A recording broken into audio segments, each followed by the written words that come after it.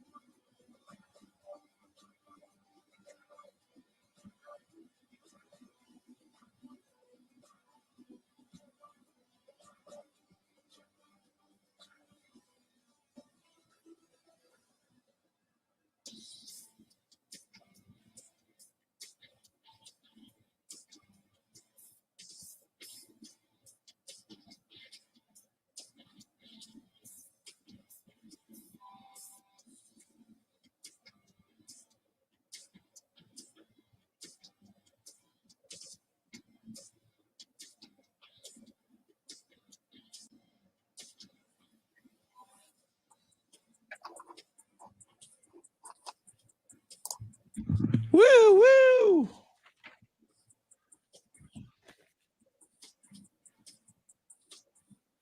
Got Pendejo in here early. Clint Proctor, Hector Gomez, Gordon Weedman with the first happy 420 greetings of the morning. Congratulations, Gordon. You're our big winner. If weed were legal in this state, you'd get our big award from our sponsor. Ah, there we go. Gordon with a music playlist. I will pass that on to Jeremy Fouts. Jeremy, the great Gordon Weedman, who is a rock and roller himself and owns a record store on Facebook Live, just put out a quite comprehensive playlist for 420. So if you need any ideas, there's a lot of them right there. Thank you, Gordon. Steve Duraco, good morning. Say again? Yeah, anything you want. I mean, you're the soundscape stylist, my man. Those were just suggestions. Although I am partial to Afro Man because I got high. I saw somewhere, I don't remember explicit lyrics in it, but I saw a playlist last night that said explicit. So just be a little, I mean, do we have the dump in case you heard something that slipped by? Okay. Yeah, we'll play some Bob Marley. Yeah, Clint wants some Bob Marley at some point today. Yep. Here we go. God, let's guzzle.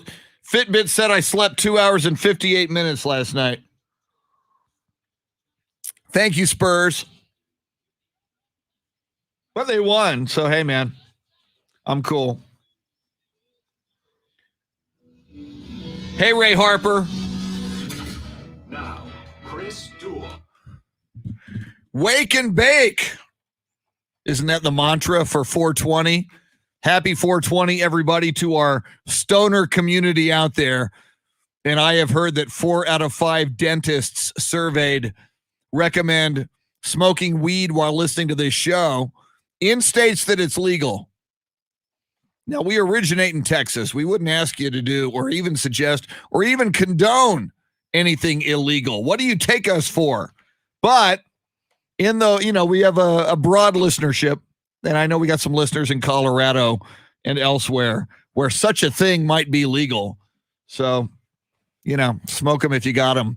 Happy 420. It's the Chris Duel Show, along with Shannon Salty Sweeney and the boy wonder, the flawless and fabulous Jeremy Fouts. Shannon Salty Sweeney, how are you this morning? I'm doing all right.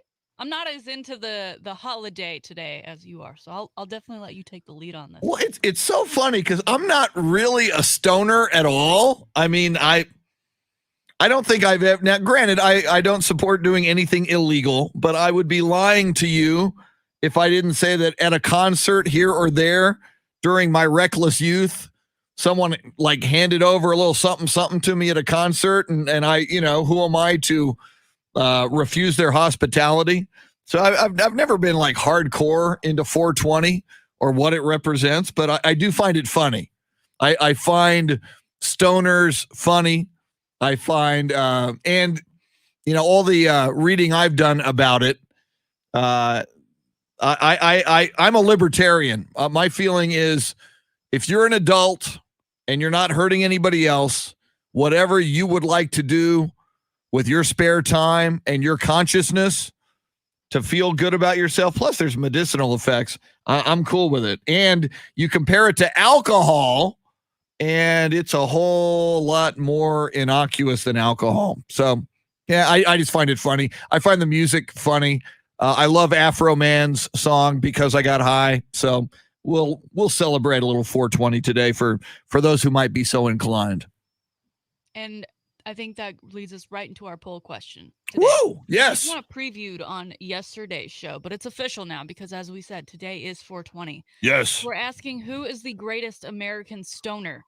And I think we've kind of got it by generation here. So we've got Pete Davidson, who I think the youths are really into. He, of course, for those that don't know who he is on SNL. He's like the really skinny dude. A lot of times he has bleached blonde hair. He was covered in tattoos, and he's currently getting them all removed.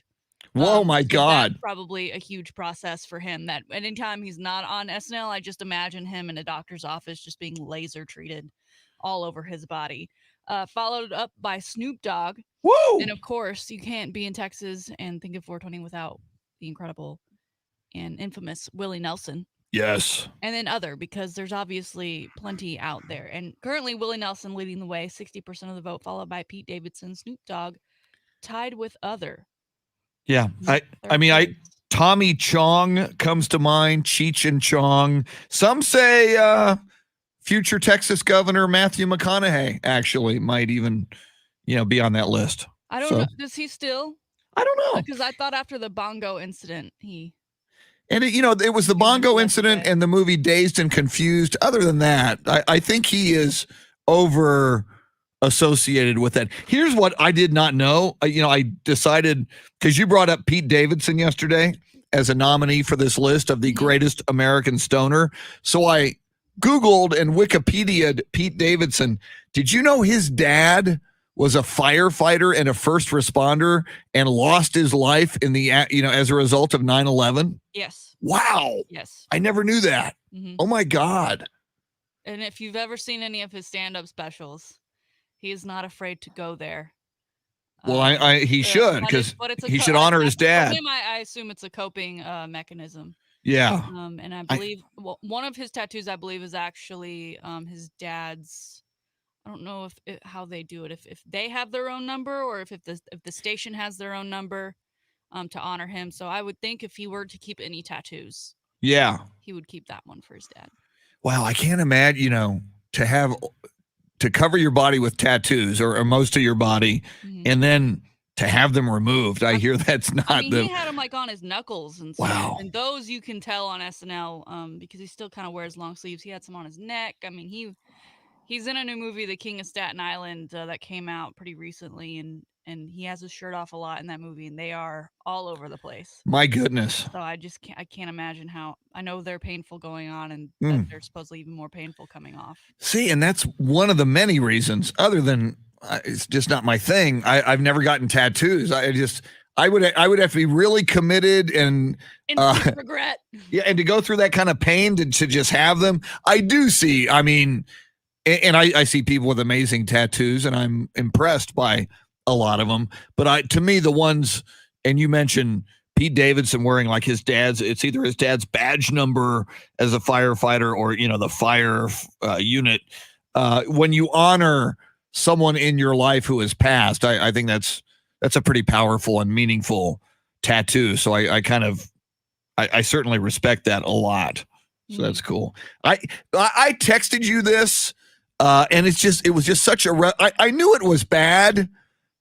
we debuted a new segment yesterday, and we're going to do it at 5:30. Excuse me, at 6:35 again. It's called the High Five Play of the Day, which is cool, honoring the two of them in Austin, the great entertainment venue on so many levels. High Five. Shannon was there over the weekend, but the part of what we're doing in that segment is telling you some good news, some high five news. It's like, wow, some positive news, either in the world of sports or in our communities in Austin and San Antonio and South or Central Texas, wherever we see good news that makes you want to high five somebody. I spent 25 minutes this morning. So I didn't know, because you came up with the one yesterday. So I thought, I know, I'll find something and I'll tell Shannon, hey, here it is. I got it covered. I spent 25 minutes going through news feeds this morning, going through Twitter news feeds. I pulled up my iPhone has its little Apple News app. You hit the big N for news. I'm flipping through the news, and it was negative story after negative story after 25. I was 0 for 25. 25 minute search this morning upon waking up, zero positive news. Luckily, Shannon, you found something for 6:35. So good on you. I think it's a good one. I think it's one we would have talked about regardless, but I think it's great that we're going to be able to use it for this segment because, I mean, like you just mentioned, it's so hard to find something positive right now. And that's why we're so happy to be doing the segment with High Five. But again, if you have a positive story, I mean, it could be anything from your kid played an excellent t-ball game, because I know 'tis the season. So many parents are now out on the baseball fields all weekend with their kids. You know, we just want something positive that we can share, you know, because unfortunately, like the Desean Watson story, I mean, that has been dominating headlines for weeks and it's still going on. And that obviously not a very positive story, but one that has to be talked about, right? Yeah. And it's a week in America where America is bracing for the Derek Chauvin verdict in Minneapolis. He, of course, the former police officer accused in the murder of George Floyd that happened last summer.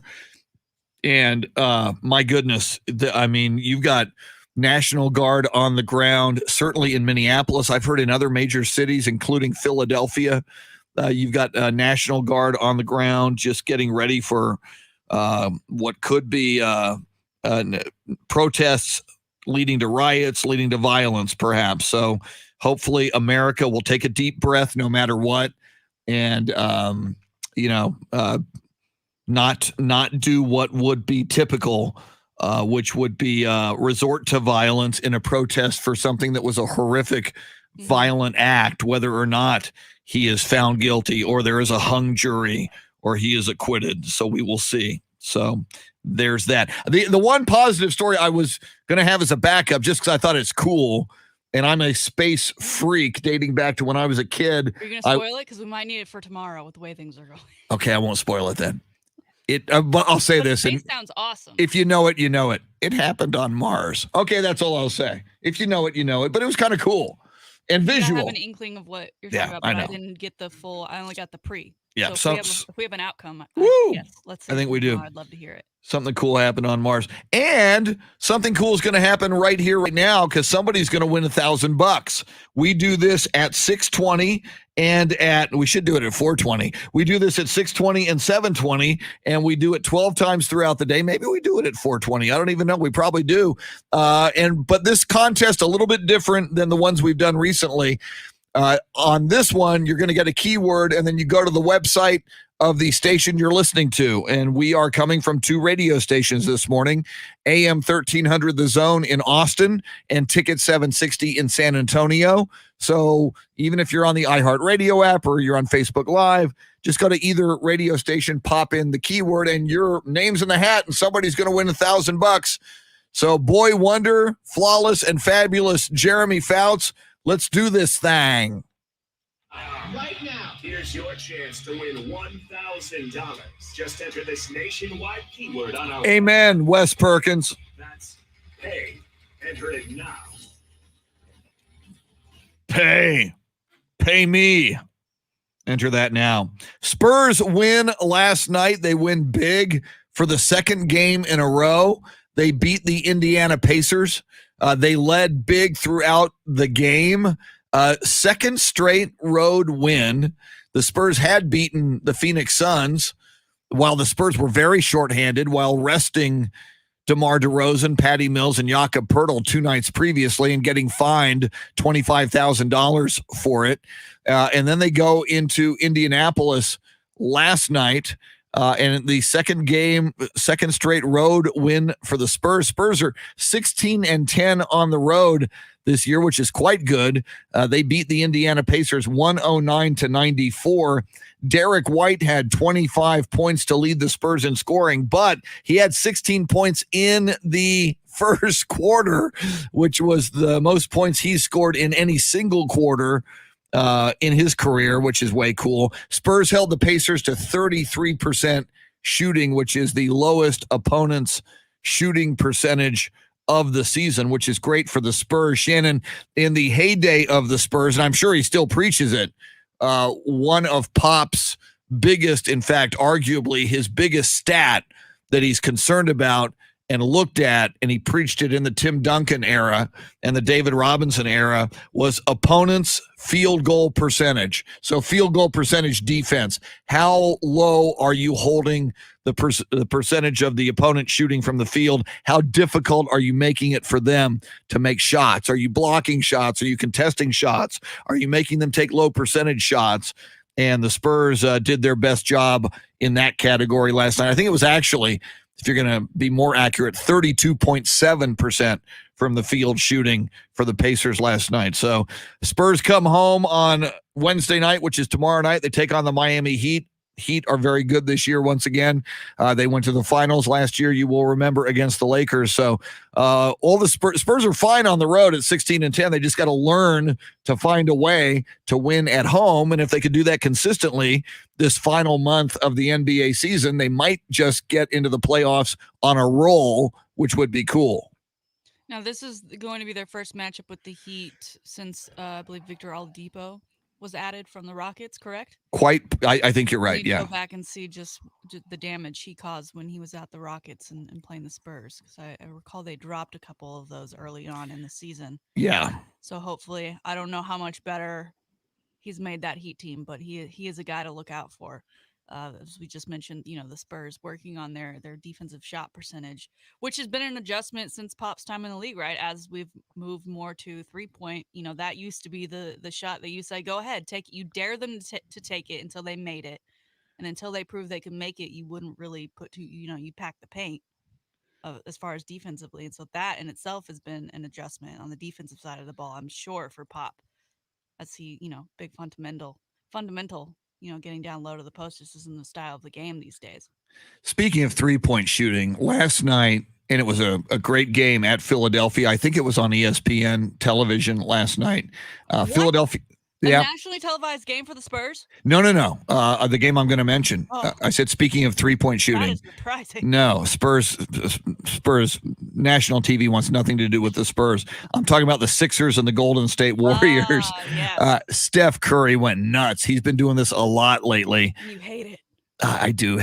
I just the chewing on the mouthpiece. And again, I'm an old man. Get off my lawn.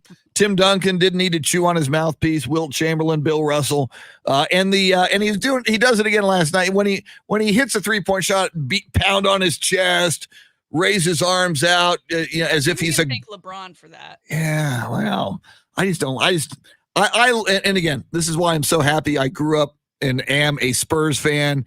Tim Duncan, Manu Ginobili, Tony Parker, David Robinson, Sean Elliott acted like they've been there before. Anyway, you can't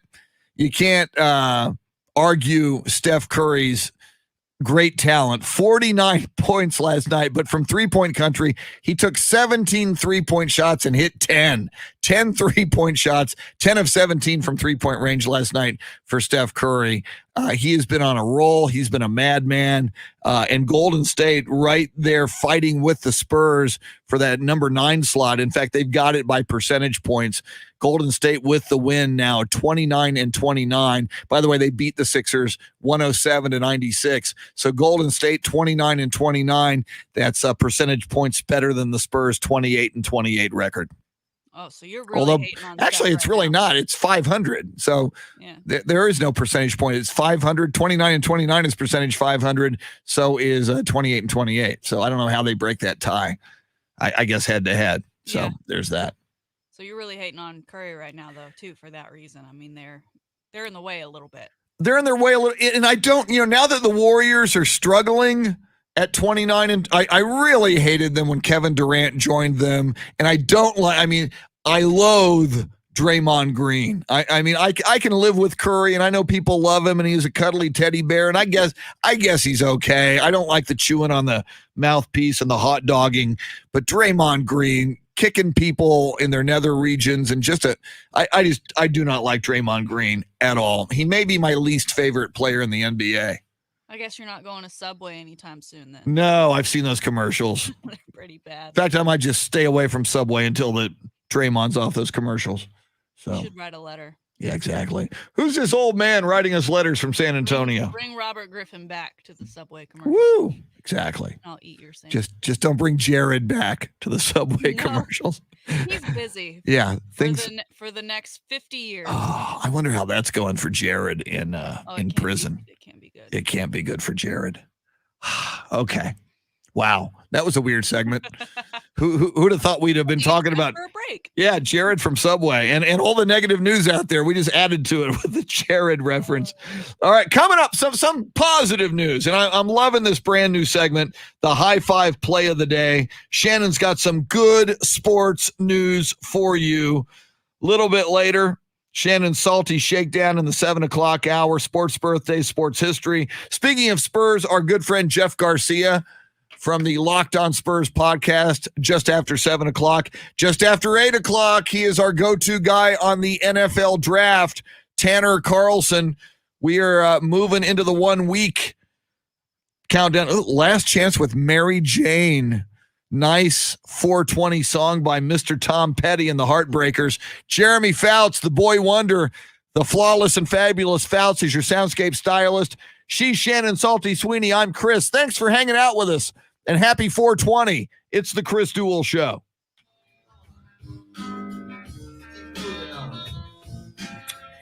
So, Chris. Yeah. Johanna, who is the rep for High Five, like the one at High Five. Yes. I emailed her yesterday to thank her for Friday evening, and she said they'd love to have you and I out at the Lakeway location, which is the really big one. Cool. So I don't know, next time you're in town, if you know when that's going to be, we could maybe team up and. Yeah, let's It'd be great for social. Okay. Let's plan it soon. Now, I have a different reason to go to Austin. I think, as I told you, I think it's May 14th. It's like an early morning. I'm having that balloon sinuplasty at the sinus and snoring specialists. So, that's maybe like 2 weeks after, maybe like late May. Yeah. If you got like a pickup or something you got to come in town for. Yeah. Or maybe even what is this, the 20th? Maybe first week of May. Let's look at it and see if there's a way to pull it off. I'd like to, I need to hang out with you, and that way we'd do both. We'd hang out and be at a first cool week of venue. May might be rough because that's when I get my shot, and I've got opening week of Round Rock Express. Got a remote. Okay. Speaking of shot, I do have Andy Everett on standby for. I hope the best for you. Is your sister feeling better? She is. She had like the day she was like fine day of. Whoa, I'm good. And then the next day, like 12 hours later, right? Body ache, chills. Just she said you're gonna want to take the day off. I'm like, oh God. So anyway, we'll see. And I found this out. Sam Freese is here for Jeremy and for Dave on Thursday and Friday. It'll be Sam Freese, and he's getting his second shot on Wednesday. So we'll see on Thursday how he's doing. I hope all of y'all are okay because, I've got mine coming up, and that doesn't make me feel good about going there. Is yours Pfizer? Sick. Yeah. So is mine. So is my sister's. So I mean, it's not going to deter me from getting it. I just don't want to be sick. Yeah. Or feel bad. No.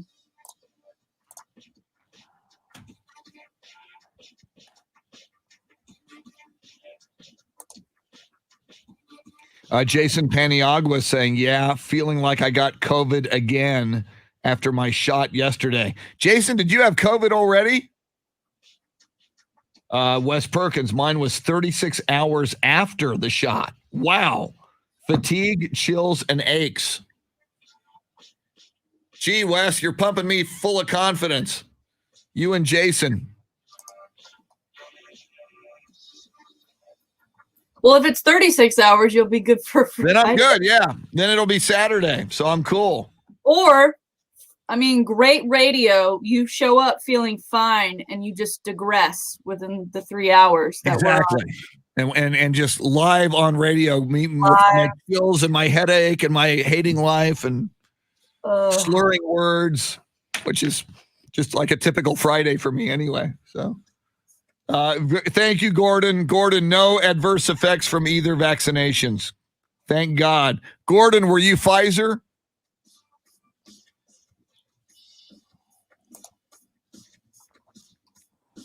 Now, even that Johnson & Johnson vaccine, and I mean, horrible. There were like brain blood clots, but it was 6 people out of 7 million doses. So somebody said, if you do the math on that, it was less than 1 in a million. And I mean, even that rate you got to figure there was something pre-existing there too. Yeah. Thank you, Gordon. Good to hear. Yeah, Gordon, I know you put out a list. I made a, see if I can pull it up. I made a list last night for Jeremy. I might put it in the comments if I can copy it and paste it.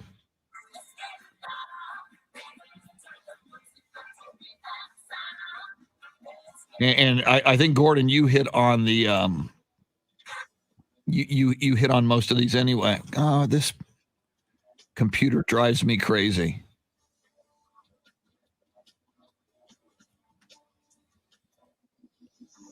All right, let me see if I can put these in the comments for Gordon.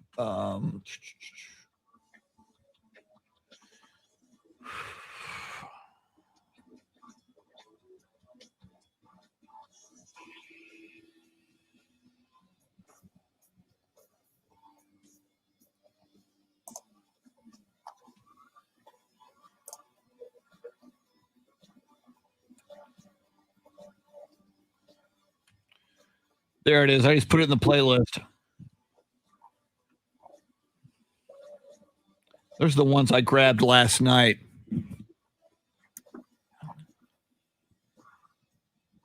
Pendejo, no reaction when I got mine. Good news.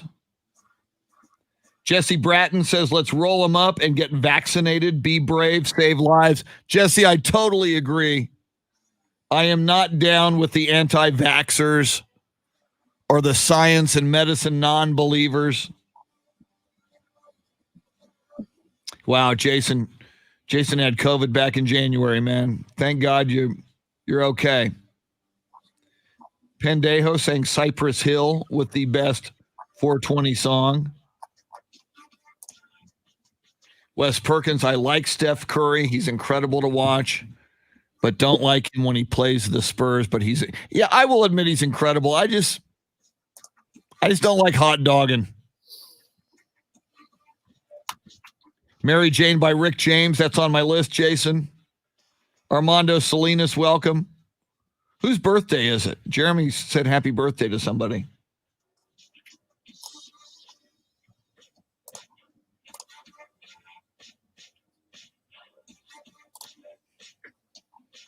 Who did you say happy birthday to? Whose birthday is it? Oh, your mom. Is she listening? Well, I didn't see her comment here. So she's listening right now. So, all right, let's do that first here out of the gate. I'll have you wish your mom a happy birthday on the radio. Very cool. I think you did tell me her birthday's on 420. That's right. And I asked you has she partaken of 420 on her birthday? You might have to go score some on the way home. I'm just saying, You could go score some, take it home to mom and say, hey, mom, let's do something crazy on your 420 birthday. Or not.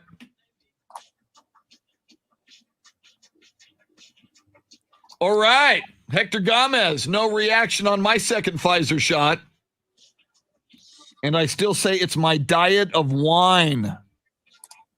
Good man.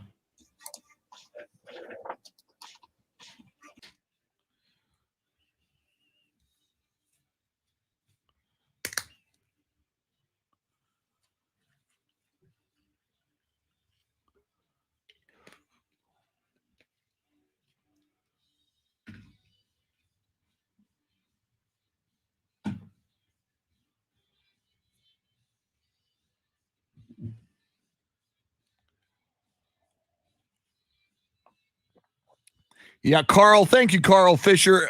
Shannon, are you paying? I haven't paid as much attention as I should to the Longhorn volleyball team. What did I see? They're in the Final Four now? Something like that. But yeah, Carl, we need to talk about that.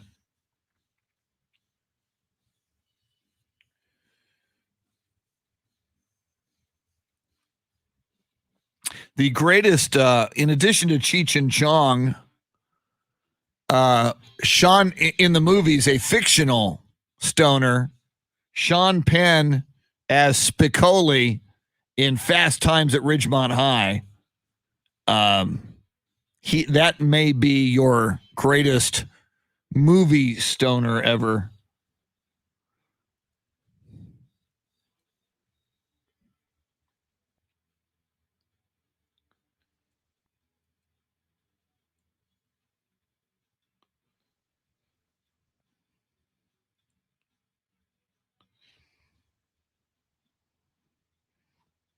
Willie Nelson running away with the vote currently. The Great American Stoner, Willie Nelson, 72.2% of the vote. Pete Davidson and Snoop Dogg at 11% each. Other is 5.6%.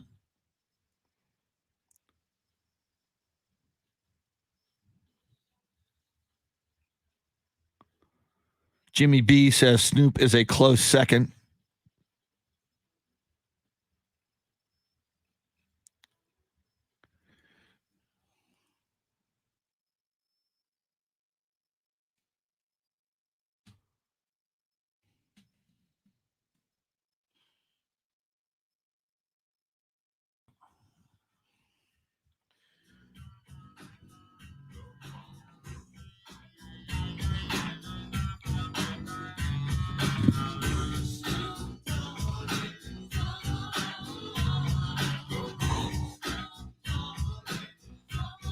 Love this song.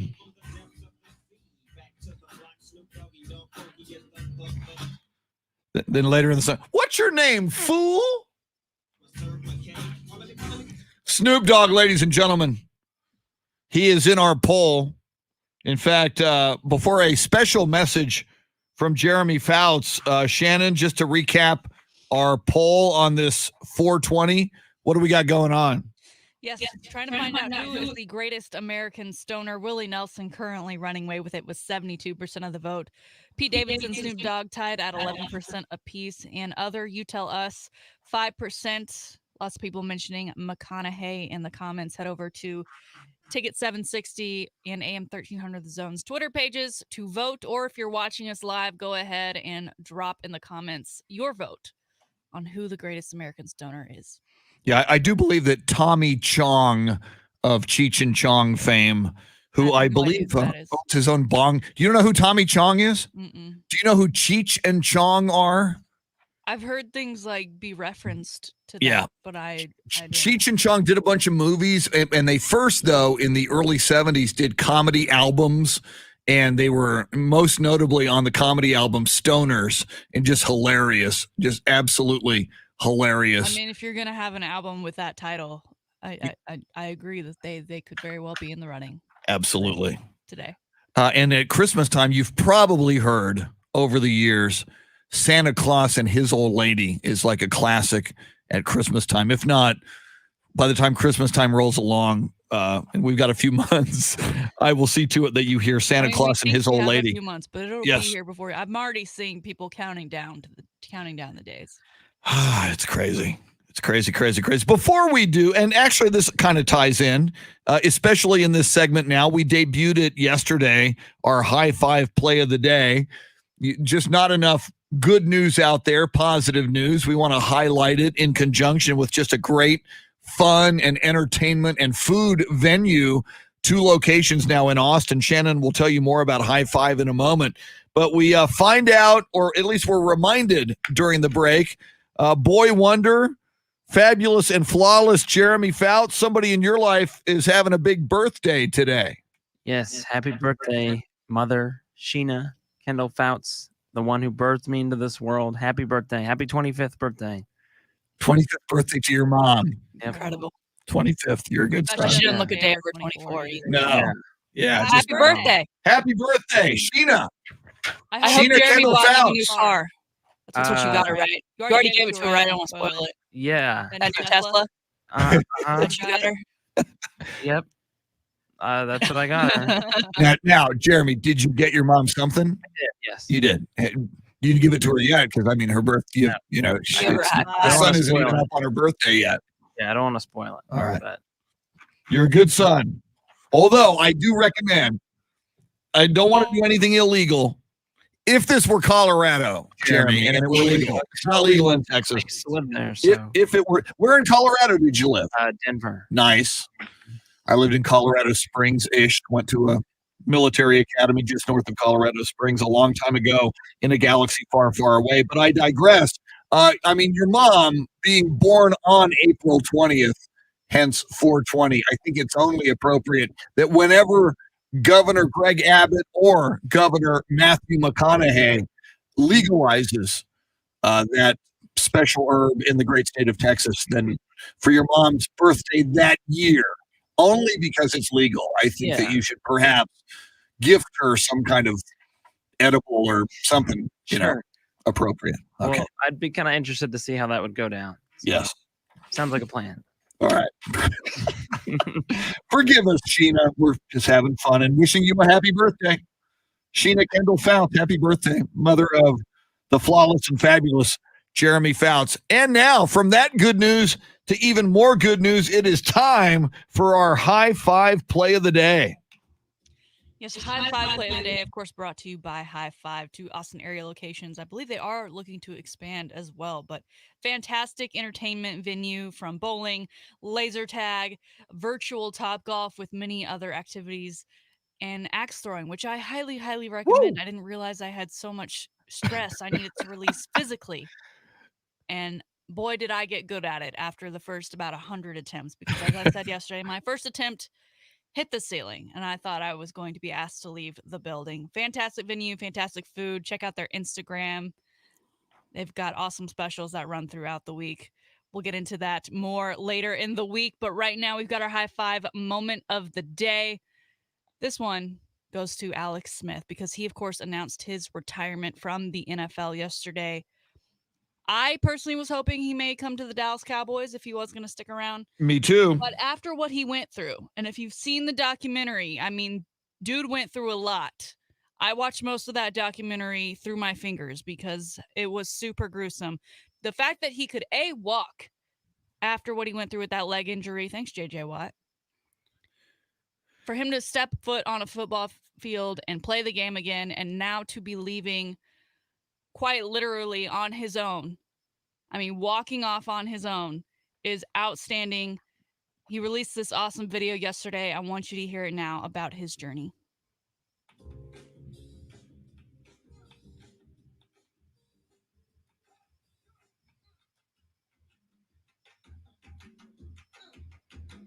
Do we have the video? You're nice to me. I should remind you. Oh! Okay. Sorry, I apologize. Emails, Jeremy. I'm too toked up on Woo! the Emails. All right. Well, maybe we'll get to it later if you can go in and grab it. I will. So basically, our man Alex Smith here retired yesterday. He released this awesome 2-minute video, just kind of talking about his career and the challenges. I mean, this dude was a beloved player, neighbor of mine, a guy we've had on the show, now the center for Bills Mafia, started his career in Kansas City. He posted a lovely message to Alex Smith on Instagram yesterday because he adored him. He was just a great guy. He was a great mentor to the now wonderful and talented Patrick Mahomes, a guy who we're looking to for our NFL future. Of course, he went over to Washington after he left the Kansas City Chiefs and was just a great locker room guy through that excruciating leg injury. The world was watching when he stepped foot back onto that football field and played for Washington. That in itself, as I said, a huge triumphant moment for him. And I'm sure his wife terrified every step of the way, but he is now stepping away. And for anyone who saw this video, he ended it by saying, before he gets started on his next venture, that he's going to take some time with his family, go on some walks with his wife. And he said, and he ended it very strange. It wasn't about him. It was about his kids. He said his kids have no idea what's coming to the backyard. And then they show this giant green field backyard with his kids just running in. So now I want to know what's coming to the backyard, Chris. Yes. Are we talking water park? Is it something like what Tony Parker has at his San Antonio McMansion, or what are we getting here? Because I mean, my imagination is running wild, and this is all I feel I can think about today. What are the kids getting? That's a great question, and you talked about it a second ago, what a mentor Alex Smith was. I think Jeremy may have the audio. We'll play it in a moment. But a lot of people forget Alex Smith was the number 1 overall pick in 2005. Number 1 overall. He was the dude. That was the equivalent of Sunshine, Trevor Lawrence in the 2005 draft. And he embrace the role of mentor of a young up-and-coming quarterback. We've talked about Joe Flacco, who says, no, I won a Super Bowl. I'm special. I'm not coming here to be a mentor. No, that's not what it's like, you know what? You're employed by a team. You're making money from that football team. You should serve the team. That's one way to be a leader. And on many levels, Alex Smith is a better man and a better teammate than Joe Flacco. Just saying that. All right. The video that you referenced, Jeremy has it, and let's listen to the audio from that video right now. 2 years ago, I was stuck in a wheelchair, staring down at my mangled leg, wondering if I'd ever be able to go on a walk with my wife again or play games with my kids in the yard. Putting my helmet back on was the farthest thing from my mind.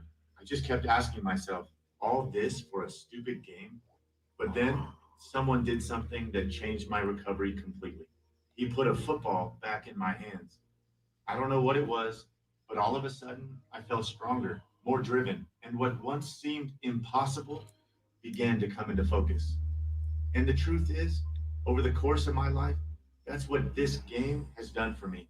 I was a skinny, no-name recruit who wasn't even supposed to play in college, let alone go to New York as a Heisman finalist, or be the first one to have his name called on draft night. And then, on a routine play, I almost lost everything. But football wouldn't let me give up, because no, this isn't just a game. It's not just what happens between those white lines on a Sunday afternoon. It's about the challenges and the commitment they require. It's about how hard and how far you can push yourself. It's about the bond between those 53 guys in the locker room and everybody else in the organization. It's about fully committing yourself to something bigger. And most of all, it's about you. So to everyone out there, whether you're a part of Niner Nation, the Chiefs Kingdom, or the Burgundy and Gold, I thank you. To all the men I had the privilege of standing with and playing alongside, thank you. I want to say thank you for believing in me. And thank you for helping me believe in myself and in the impossible. And here we go. Wow. Folks, Alex Smith for the first time since... Because even though I've got plenty of snaps left in me, after 16 years of giving this game everything I've got, I can't wait to see what else is possible. But first, I'm going to take a little time to enjoy a few of those walks with my wife, and my kids have no idea what's coming to them in the backyard.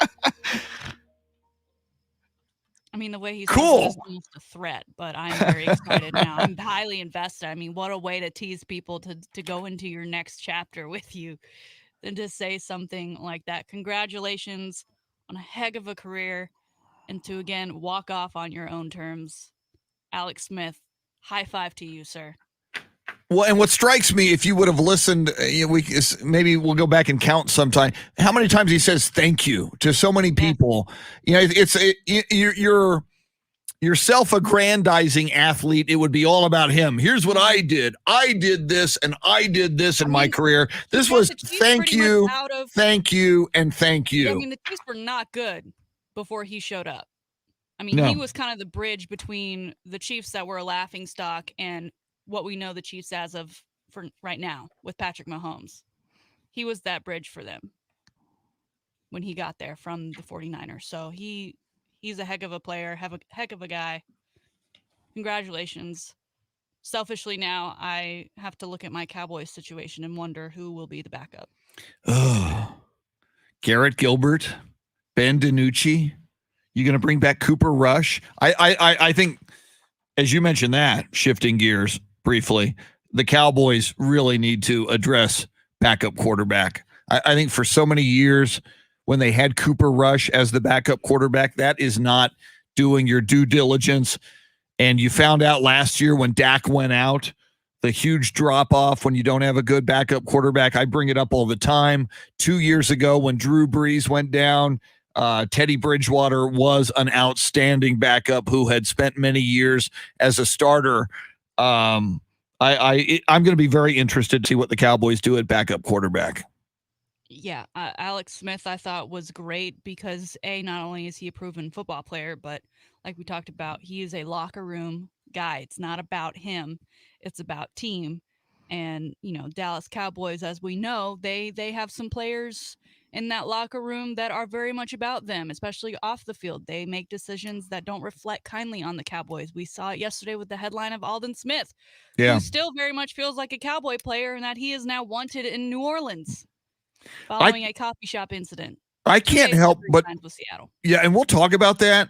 And I know that incident happened after the Cowboys released him, but I can't help but wonder if the Cowboys knew something about Aldon Smith. If maybe there was another incident in Dallas that maybe was covered up or not reported or maybe got back to the Cowboys. So, maybe the Cowboys made a good decision there, and certainly it looks that way now by letting Aldon Smith go. Seattle picked him up, and it did not go well for Seattle thus far. All right, great stuff. Your high five play of the day, Alex Smith. Coming up, we love talking Spurs with Jeff Garcia of Locked on Spurs. We'll talk Spurs, NBA, and more. Just after 8 o'clock, it'll be Tanner Carlson talking NFL draft, which is getting closer and closer. Don't go anywhere. Happy 420. You're listening to the Chris Duel Show. Laura Burris on YouTube this morning. We usually see Laura here on Facebook Live. Thanks for checking out the YouTube portal. Taro Kotani, the greatest international Spurs fan. Taro from Tokyo, Japan. Welcome in. All right. Taro, we're going to talk Spurs next with Jeff Garcia. I am going to get more coffee because I need it. According to my Fitbit, I got 2 hours and 58 minutes of sleep last night, which is not good.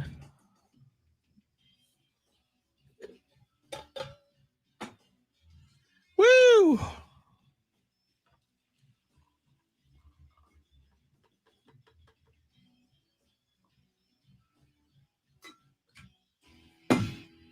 I'll be back.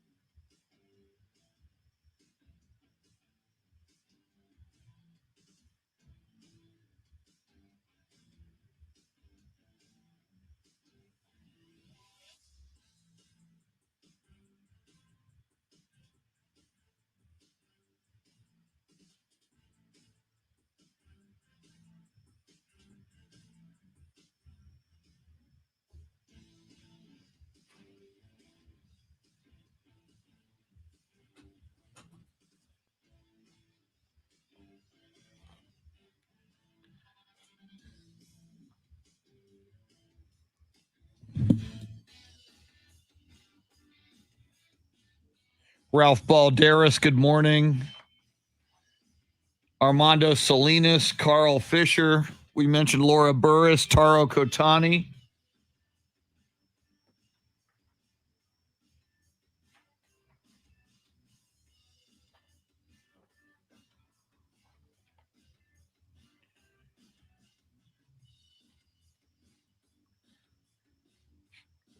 Locked.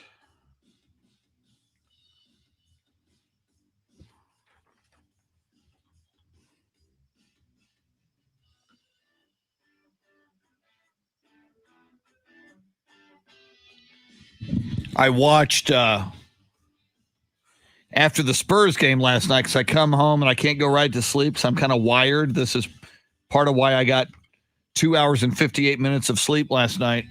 I watched the conclusion of Hemingway, about Ernest Hemingway. It was on PBS by Ken Burns, who is a documentary god. He's got one coming out on Muhammad Ali. But what you learn in the documentary, Ernest Hemingway had, dating back to when he was in the wars, had multiple concussions and head injuries, including one in a plane crash. He had 2 plane crashes in 2 days in Africa once. So when I was growing up hearing about Ernest Hemingway, I knew from history that he killed himself in when he was 61 years old in 1961. And I always just assumed, he had problems with depression and he was a brooding writer and ultimately committed suicide. Now you look at his multiple concussions and his multiple head injuries and what we know now about CTE, based on NFL players who have gone through experiences like that and, mood swings, dementia, all kinds of things that are now attributed to CTE and multiple head injuries. You look at the life of Ernest Hemingway through that documentary, and they don't really say this, but it's so apparent now to anybody who's paid attention lately to head injuries and CTE. I think that was a big part of what happened to him. Near the end, he was, kind of violent and belligerent to those in his family. Became kind of paranoid and ultimately took his own life. But as with anything that Ken Burns touches in the documentary realm, it was just brilliant filmmaking and well worth it. Yeah, a lot of depression in that family, Hector. And Margot Hemingway, who we grew up with, she was in the movie Lipstick and was a model, among other things. She took her own life as well, I do believe. But a lot of people in the Hemingway line. So I believe, the hereditary depression that you cite, plus multiple concussions and head injuries, I think played a factor. But an amazingly talented writer and man, and just a remarkable life, and a great documentary on Ernest Hemingway. As I'm backed up by Hector Gomez on that. Hector Gomez, the pride of Central Catholic High School, as he is building a 60-foot Sonny Melendrez statue. Go to his GoFundMe page. You'll walk in to Central Catholic High School. On the left side, there'll be a Jesus statue. And on the right, there'll be Sonny Melendrez, kind of like, pointing to Jesus. Like, hey, I got you, big guy, kind of sort of thing. I'm assuming. I'm just throwing that out there, Hector, for your design ideas.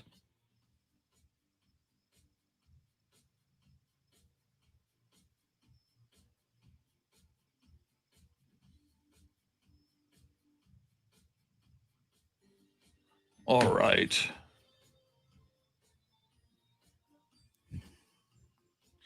Jeff Garcia, I think, is on the line. Is that him? Cool. Thanks.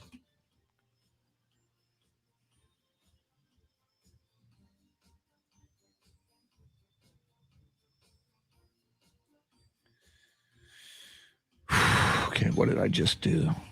That's not good.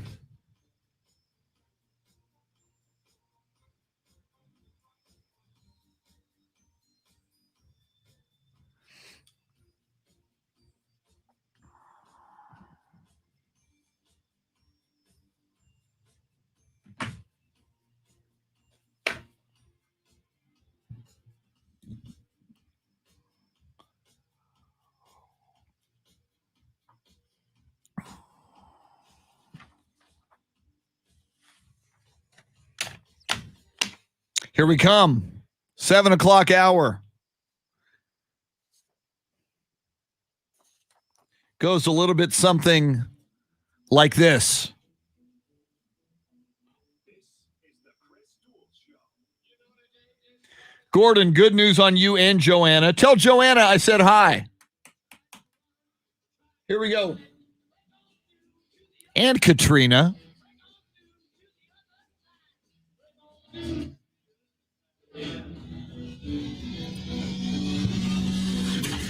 Now, Chris Duel.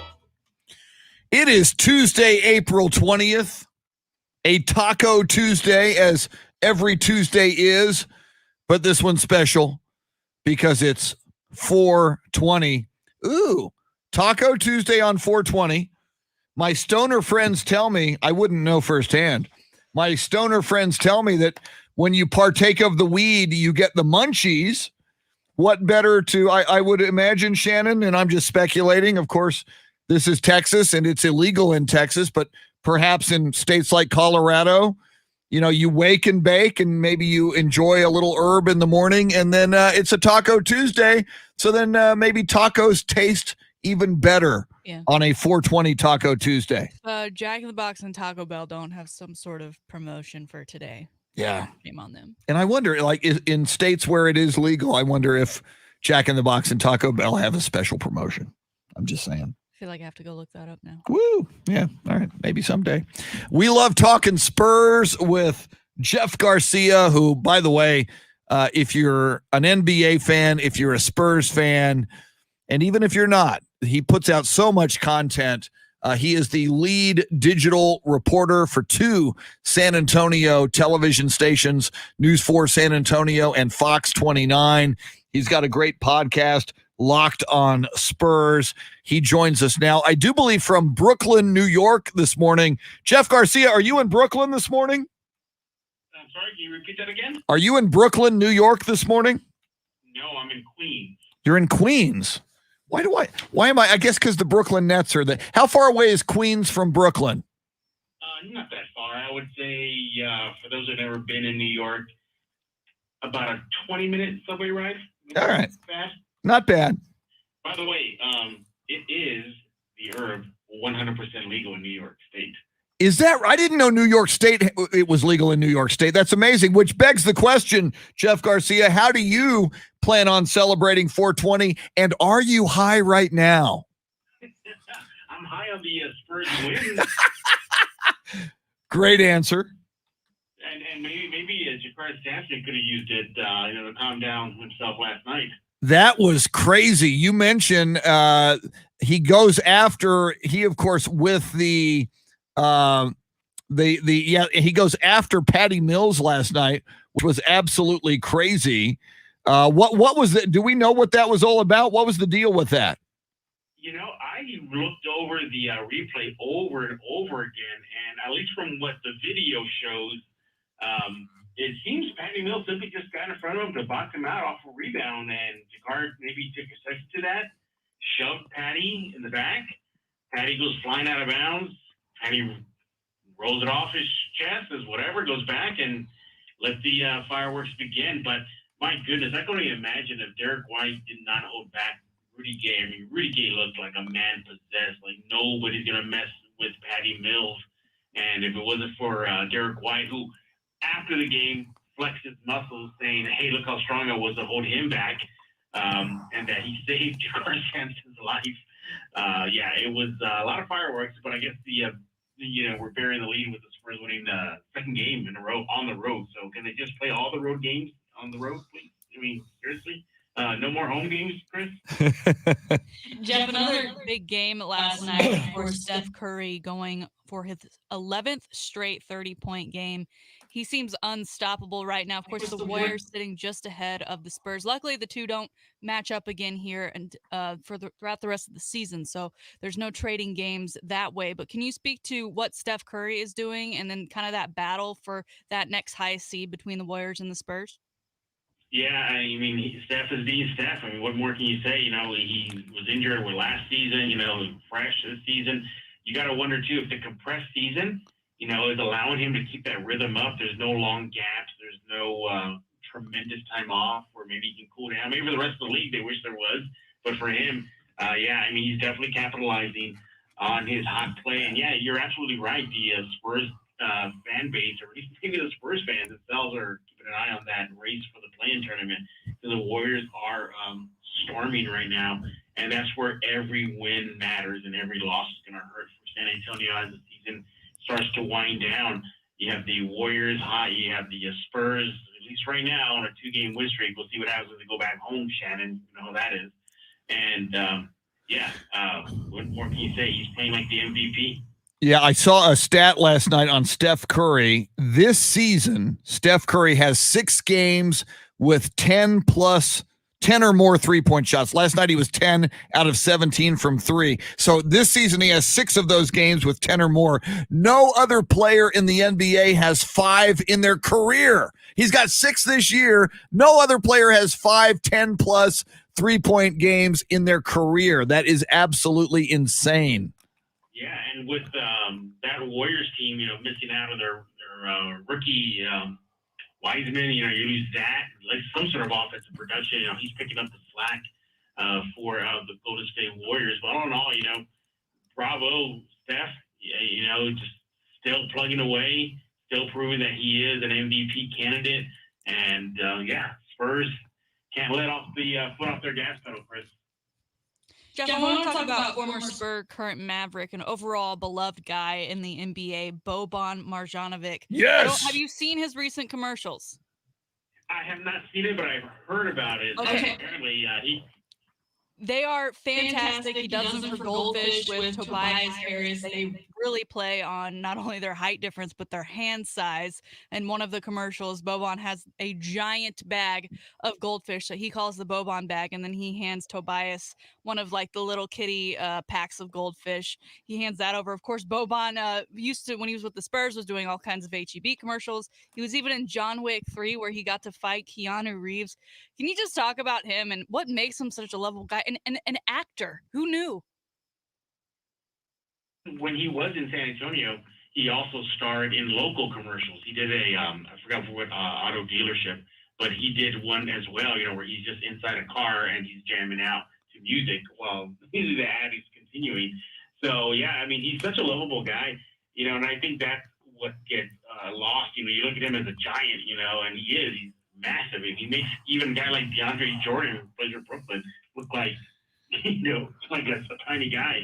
But all in all, Boban is such a great human being. He's wonderful with the fans. When he was in San Antonio, I was able to cover a couple of Austin Spurs games. I don't know if they were the Austin Toros then, but the G League team when Boban was, cutting his teeth in the NBA.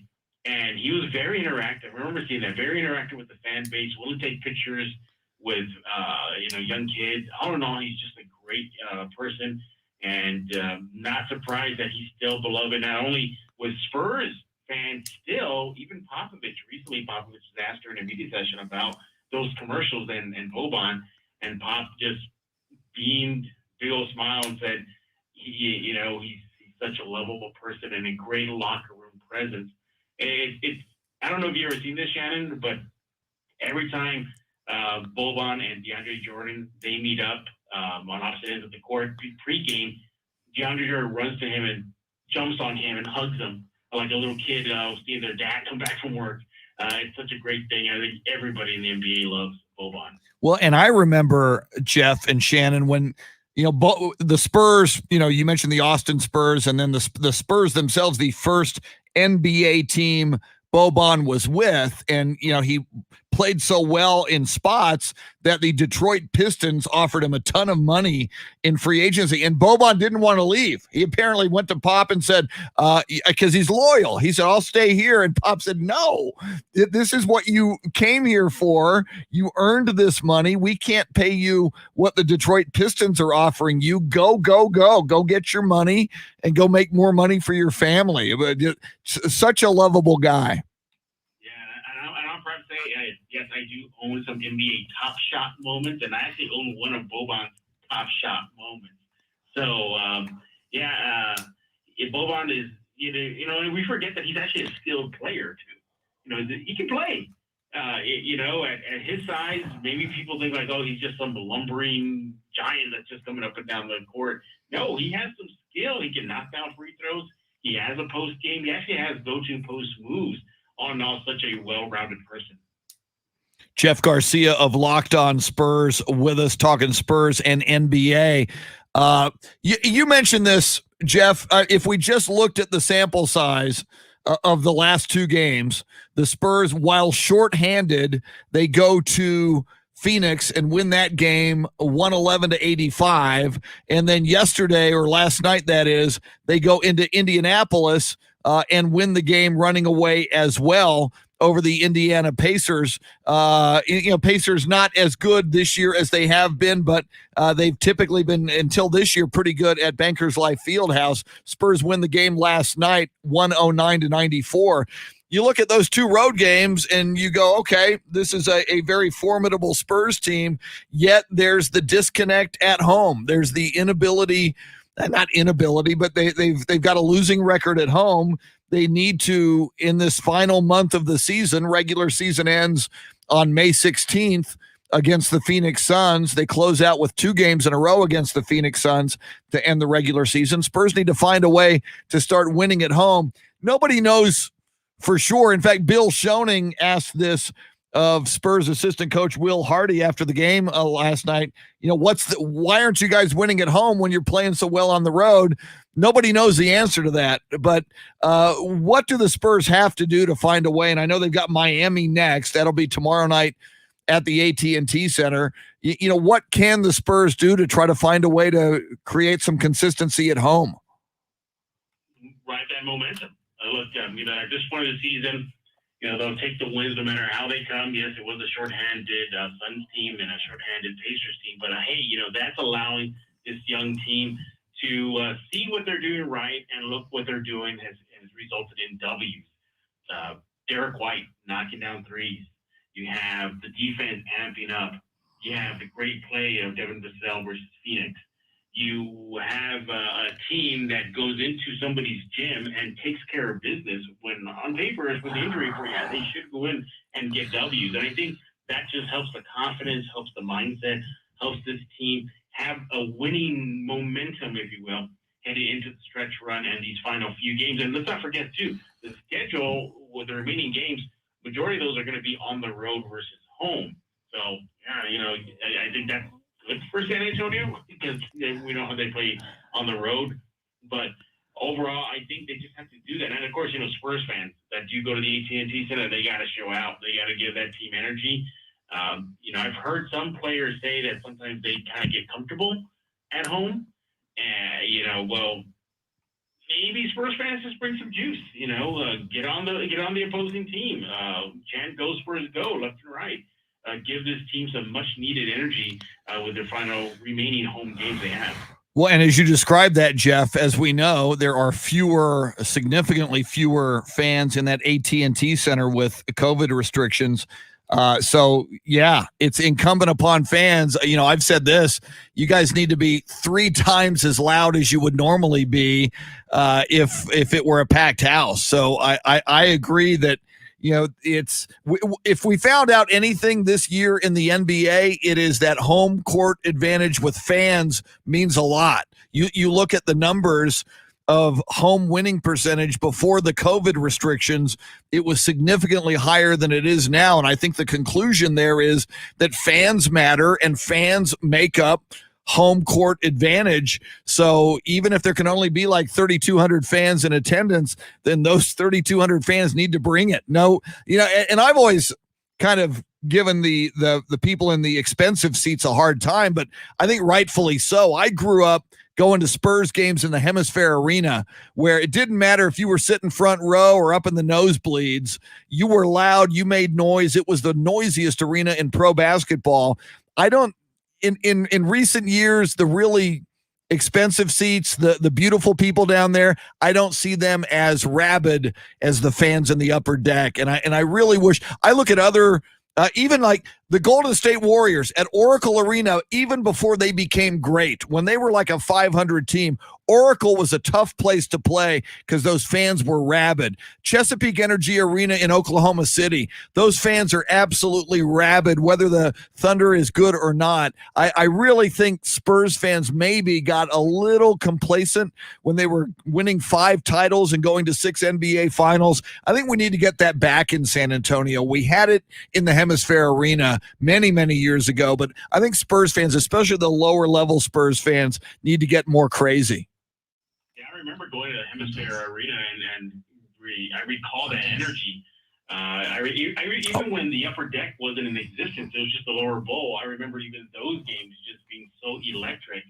Thanks. And I think that what made Hemisphere so special was it was an intimate building. It wasn't humongous like the Alamo Dome was, or it was slightly smaller than the AT&T Center. I think it was like 15, a little over 15,000. When it did have the double decker seating, upper bowl and lower bowl. And I remember even standing up, for the national anthem, and you can clearly see across the court as if the person was standing right in front of you. That's how close you were on top of the court. And I think Spurs fans got to bring that energy for this team, because it seems to me they are shooting, for the play-in tournament. I don't think the T word tank is in their vocabulary right now. If they were, maybe, they wouldn't be trying to get these wins. But this Spurs team definitely has some good mojo right now. They got to keep it up. Even afterwards, the game versus the Pacers last night, the team was in a great mood. I mean, Pop was having fun with media. Derek White was smiling and laughing. Even Jakob Poeltl, who's pretty stoic and, answers questions and he leaves, he was joking. So you like the vibe the team is having right now as they head into the game versus Miami.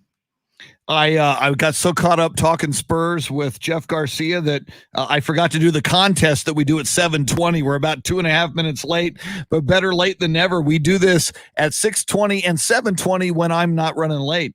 So here it is. Your shot at $1,000. Listen closely, because you have to take that keyword, take it to the website, either at AM 1300 The Zone or at Ticket 760. Here's your contest. Right now, here's your chance to win $1,000. Just enter this nationwide keyword on our website. Joy. That's joy. Enter it now.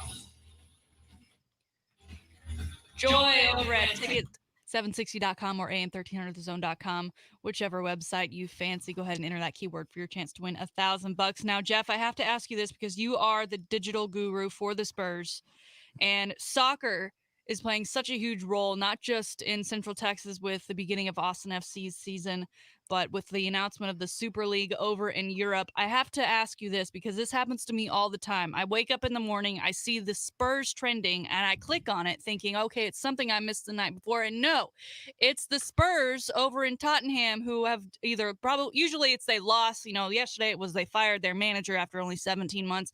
How often does this happen to you? And do you want to cheer for them because they are the Spurs, or do you somehow hate them because they do this to you all too often?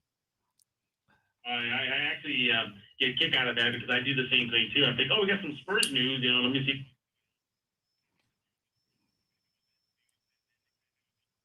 It's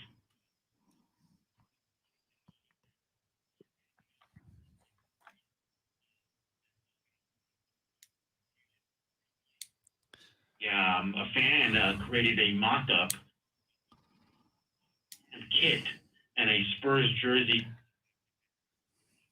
And it was quite the jersey. Obviously it's fake. It saw that, and they actually promoted that graphic artist mock jersey of a Cotton for San Antonio Spur mashup basketball jersey, and it looked pretty good. If it was real, I would not be surprised if Spurs fans would get one. But all in all, yeah, it's just really, really good to see the Spurs themselves even embrace the confusion.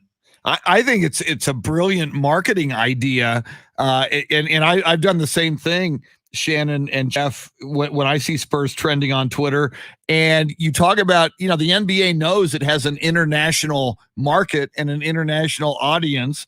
So I think the Spurs should somehow connect with Tottenham. And as we know, the Spurs Sports and Entertainment owns San Antonio FC, the San Antonio Soccer Club. They ought to just, slowly morph into those jerseys here in San Antonio in the States. It'd probably be a good idea for them as well. It's funny, you mentioned international. What better NBA team to represent the international flavor than San Antonio Spurs? And we talked about Boban Marjanovic. Look at the current roster. You got Lucas Hominic, Patty Mills. The list goes on and on. Even in their past, Parker, Diao, Ginobili. So yeah, it just makes so much sense. And yeah, that's a marketing win right there. To merge the two jerseys together and see how fans react to that. Finally, Jeff, we talked about Steph Curry and the Golden State Warriors, and they're in a virtual tie with the Spurs. Warriors 29-29 at 500. Spurs 28-28 at 500. At the moment, Warriors in the 9 slot, Spurs in the 10 slot. And let me know if you know this better than I do, or if I have this correct. With the play-in situation, my understanding is that 7 will play 8, and 9 will play 10. So 9 plays 10 and the loser's out. And then the loser of 7 and 8 plays the winner of 9 and 10 for the 8th slot. Is that how it works? That's exactly how it is. And the Spurs would be, I think now both the Spurs and the Warriors would be a dangerous out. Yeah. Yeah, in a 1-game series, you're going to tell me you're not going to be sweating if you're the opposition, that you got a guy named Greg Popovich on the sideline that's not going to scheme for a 1-game series. The Warriors and the Spurs, quite deadly in that type of situation. And look at the other side, too. You got Steve Kerr, a branch of the Spurs Popovich coaching tree there. So both coaches are definitely X factors in some sort of a 1-game and out series. And then even moving forward, if you're the Clippers or the Jazz or the Suns, you catch either the Warriors or the Spurs when they're peaking at the right moment, I think that's when you worry about it. Maybe you don't worry about how the Spurs did in a 9-game homestand right now. That's in the past. Or they blew it against the Cavs. That's in the past. You got to worry how the Spurs team are going to be playing once that play-in tournament gets real and they're in it, and then some, because you never count out the Spurs. You never do. I totally agree with that. Jeff Garcia, a great follow on Twitter at Jeff G Spurs Zone. He puts out more content day and night about the Spurs, the NBA, and NBA 2K than anyone else. Go follow him on Twitter. And of course, check out his podcast. It is outstanding as well. Locked on Spurs, the Locked on Spurs podcast. Jeff Garcia, always great, sir. Thanks for taking the time. We appreciate it. Have a good day. All right. Coming up, it is Shannon's Salty Shakedown, in addition to This Day in Sports History, sports birthdays, and more. Then, just after 8 o'clock, we'll dive deep into the upcoming NFL draft with our resident draft Nick, Tanner Carlson. What is on his draft radar these days as we move into the 1 week mark? Thursday, we will be 1 week away from the NFL draft. With you till 9 o'clock, Jeremy Fouts makes the show go. She is Shannon Salty Sweeney. I'm Chris. You're listening to the Chris Duel Show.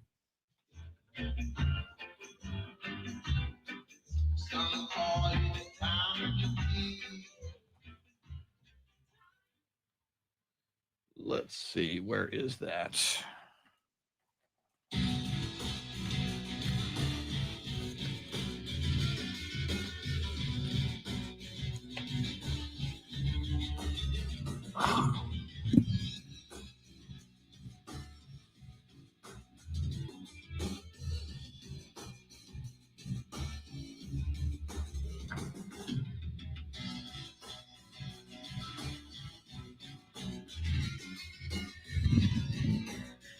Good morning, Beth Settle.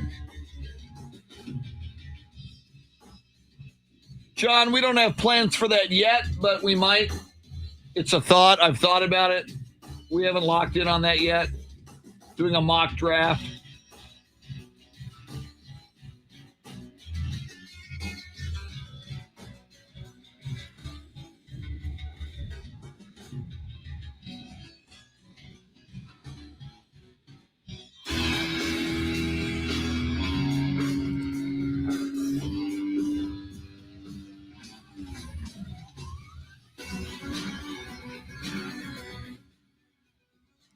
Yeah, Jason Paniagua, I agree. Talking about Spurs fans and comparing the Hemisphere Arena to what we've got today.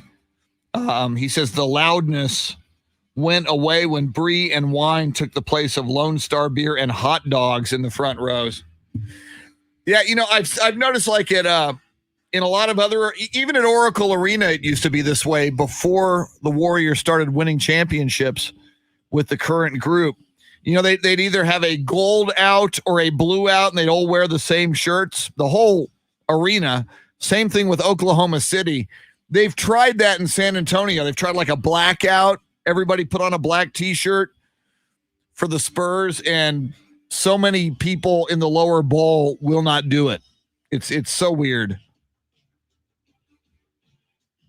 I think we miss that rabid fan. There are rabid Spurs fans, but it's not as universal as it is in some other cities.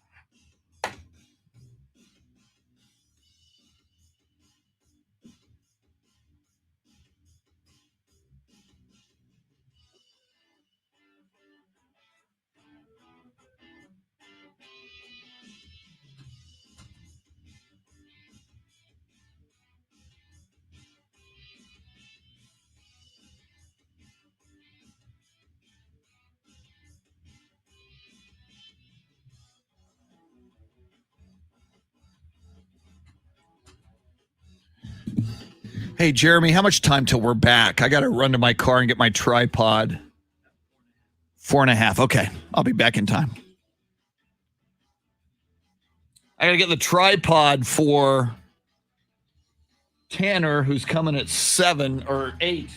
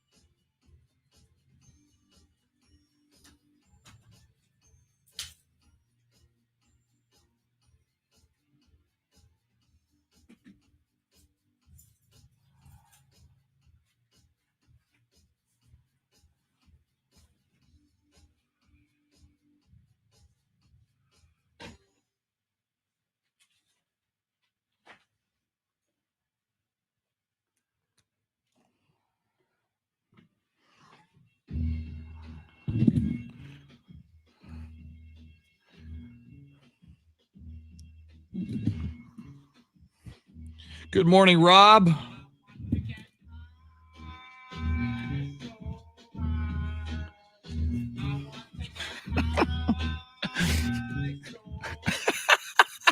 Jeremy Fouts with some commemorative 420 music on April 20th for your listening pleasure. Jeremy, I'm not recognizing that one. Who might that artist be? I'm not hearing you for some reason. Oh, how about now? Yeah. Okay. This is I Want to Get High by Cypress Hill.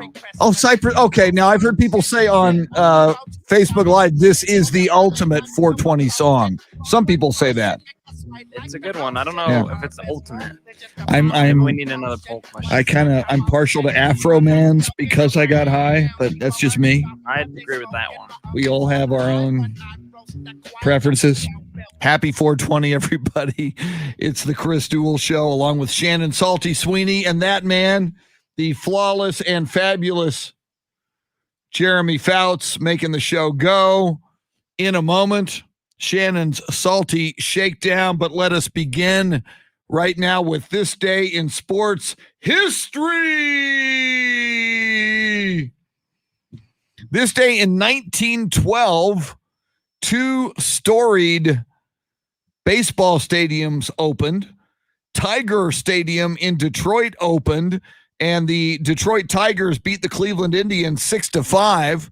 Also on this day in 1912, Fenway Park opened in Boston, and the Boston Red Sox beat the New York Highlanders. I didn't even know about the New York Highlanders. They beat them 7-6 in 11 innings. Speaking of openings, 4 years later, on this day in 1916, the Chicago Cubs played their first game in Weegham Park. Weegham Park would later be named Wrigley Field, where the Cubs still play to this day. The Cubs beat the Cincinnati Reds 7-6 when they opened Weegham Park on this day in 1916. On this day in 1967, New York Met pitcher Tom Seaver won his first game. He helped the Mets beat the Cubs 6-1. On this day in 1982, the Atlanta Braves became the first team in Major League Baseball to win its first 12 games of the season. That's a hot start. This day in 1986, Michael Jordan set the NBA playoff record with 63 points in a playoff game. This day in 1988, the Baltimore Orioles set the record for the worst start to a baseball season. They started at 0-14. They would take that to 0-21. Ouch. Speaking of records, this day in 1996, the Chicago Bulls won a record 72nd game in the regular season. That would be eclipsed by the Golden State Warriors, who would win 73 a few years ago. This day in 2002, NFL draft, Fresno State quarterback David Carr became the first pick by the Houston Texans. That didn't work out so well. And finally, on this day in 2008, Danica Patrick, driving for Andretti Green Racing, won the Indy Japan 300. She was the first female driver in history to win an IndyCar race. Way to go, Danica Patrick. That's this day in sports history. How about some sports birthdays? Born on this day in 1925, German-American football player Ernie Stottner was born in Cham, Bavaria, Germany. He would play for the Pittsburgh Steelers, but most notably, he would be a defensive coordinator for Tom Landry and the Dallas Cowboys. Ernie Stottner died in 2006. Speaking of Cowboys, born on this day in 1940, NFL and Dallas Cowboys defensive end, five-time Pro Bowler George Andre was born in Grand Rapids, Michigan, number 66 for the Cowboys and Tom Landry. George Andre died in 2018. Born on this day in 1945, Heisman Trophy winner in 1966 from Florida. He quarterbacked the San Francisco 49ers. As a coach, he coached at the University of Florida, at South Carolina, the Washington football team. Born on this day in 1945 in Miami Beach, Florida. One, Steve Spurrier. Born on this day in 1961. Major League Baseball first baseman, baseball MVP in 1985. Don Mattingly, born on this day in Evansville, Indiana. But the most important birthday today is the birthday of Chris Duel show soundscape stylist and flawless and fabulous nephew, in my mind, of NFL quarterback Dan Fouts. That would be Jeremy Fouts' mom, Sheena Kendall Fouts. Bigger than any other sports birthday because she's the mom of Jeremy Fouts. Jeremy, what did you get your mom for her birthday? You're not going to tell us, are you? Because she might be listening. Yeah, I don't want her to know. Is it a... That's a tease for tomorrow. Yeah, there you go. Oh, that's right. You can tell us tomorrow. Okay. And we will judge you as to whether or not you're a good son, as to whether or not Shannon and I approve of the birthday gift. Thank you. So there's that. We may shame you on the air. That sounds like fun. If we think it's a cheesy, crappy gift. Happy birthday, Sheena Kendall Fouts, and anybody else born today. That's Sports Birthday, Sports History. Now, ladies and gentlemen, boys and girls, here it is. You know it, you love it, you can't wait for it. It is time for your Salty Shakedown. Earlier this year, the Bengals' new uniforms were released unofficially online. People had a lot to say about them then, and now that they have officially been released by the Bengals, people still have a lot to say about them now. Most notably being, I can't really spot the changes. For those that haven't seen it, they've basically made like their old black uniforms on the sleeves used to be orange with the black stripes. That black is now all the way through on the shoulder with more prominent Bengal stripes going along it. And then the numbers a little bit different on the outline colors. The interesting thing was how they released these uniforms yesterday officially with a jungle-themed video that even had an appearance by Chad Ochocinco, who, if you notice in the video, is sitting on a throne that he made them build specifically for that video. So he could sit there and smoke a cigar while wearing the new uniform. Also making an appearance in that video, Joe Burrow and his fresh scar on his knee. I mean, people were zooming into that and making draft jokes about it, and that they need to draft an offensive line because they cannot have that happen again to their captain and starting quarterback and hopefully quarterback of the future for that franchise. Now, Chris, have you seen the new uniforms? I have, and they didn't exactly blow me away, and they're not, to me, a whole lot different than the previous ones. Right. Very, very small changes, so I don't know how worth it was to do this. Now, of course, we talked about this a little bit before, where it's mostly a marketing play. It's been a very, very long time since the Bengals have made any adjustments. This, of course, will spark people to go out and get the new uniform, the new jersey of their player of choice. Of course, interesting that Joe Burrow got there. Everyone bought his jersey. They were so hyped up. And then 1 year later, they're like, oh, man, we could probably sell more of those. You know how? Let's go ahead and change the jersey now. And there was an article yesterday after the official release of how disappointed that organization was that that jersey was leaked online just months earlier, because they've apparently been working on this new jersey for years. And I don't know how you can be working on something with such minimal changes for years, but apparently they have. It is now officially out. If you haven't seen it, go check it out. All right, moving on. We've been talking a lot about Desean Watson. Well, we have a Desean Watson sighting. Ooh! He's been very quiet ever since he posted on Twitter just before all of this news broke about the 22 allegations that are now against him. Of course, we did hear from him through his lawyer yesterday that he believes that this is just a money grab by all of these women. It's a little hard to believe, seeing as that there are 22 accusers. But what I found interesting is that we got a sighting of him from his girlfriend. I didn't even know he had a girlfriend, much less a girlfriend he's had for a couple of years.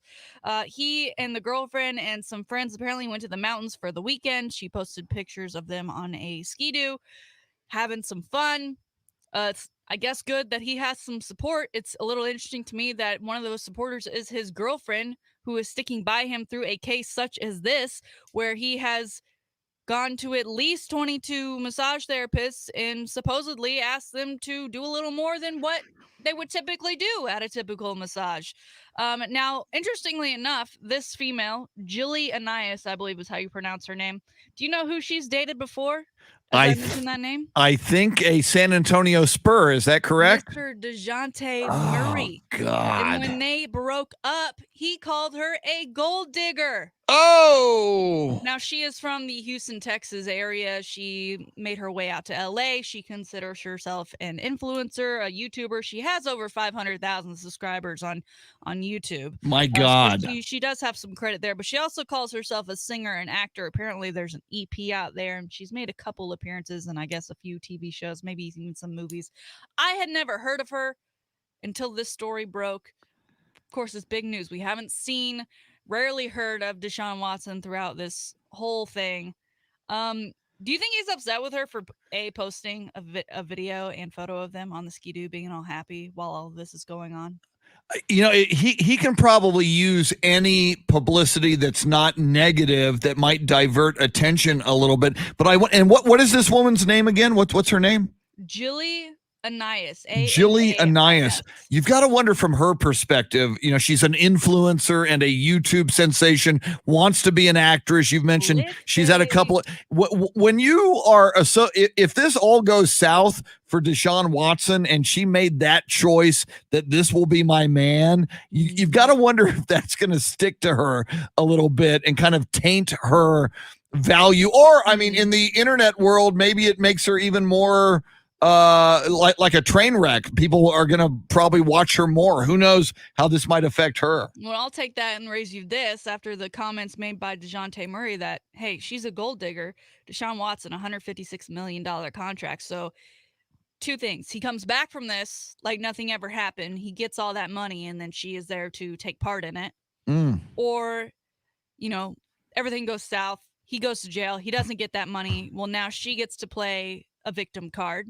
Yeah. And boost her, you know, I didn't know, I wanted to stick by him, you know, this, that, and the other. It kind of also reminds me, you know, Aaron Hernandez's wife. Ooh. You know, obviously I think she was smart enough to realize, oh my God, he did these bad things. But she did stick by him in court, as we saw through that documentary. But just, I mean, come on, girl. Come on, girlfriend. Don't be that girl. As I always say, the generosity of women never ceases to amaze me. I mean, a lot of times you'll see a bad man and women stand by their man. So we'll see what happens here. She is very active on Instagram. So I guess if you watch closely enough, you may see another Desean sighting. But that is the first one in a very, very long while, stemming just shortly after, you know, that word from his lawyer that they believe all of these women are liars. Just another piece of the case here we've got with Desean Watson. All right, moving on. It's been a huge week for the Horns, and it's going to continue to be a huge week for the Longhorns. It's orange and white weekend, folks. Whoa! Not only do we have the Texas volleyball women playing in the Final Four.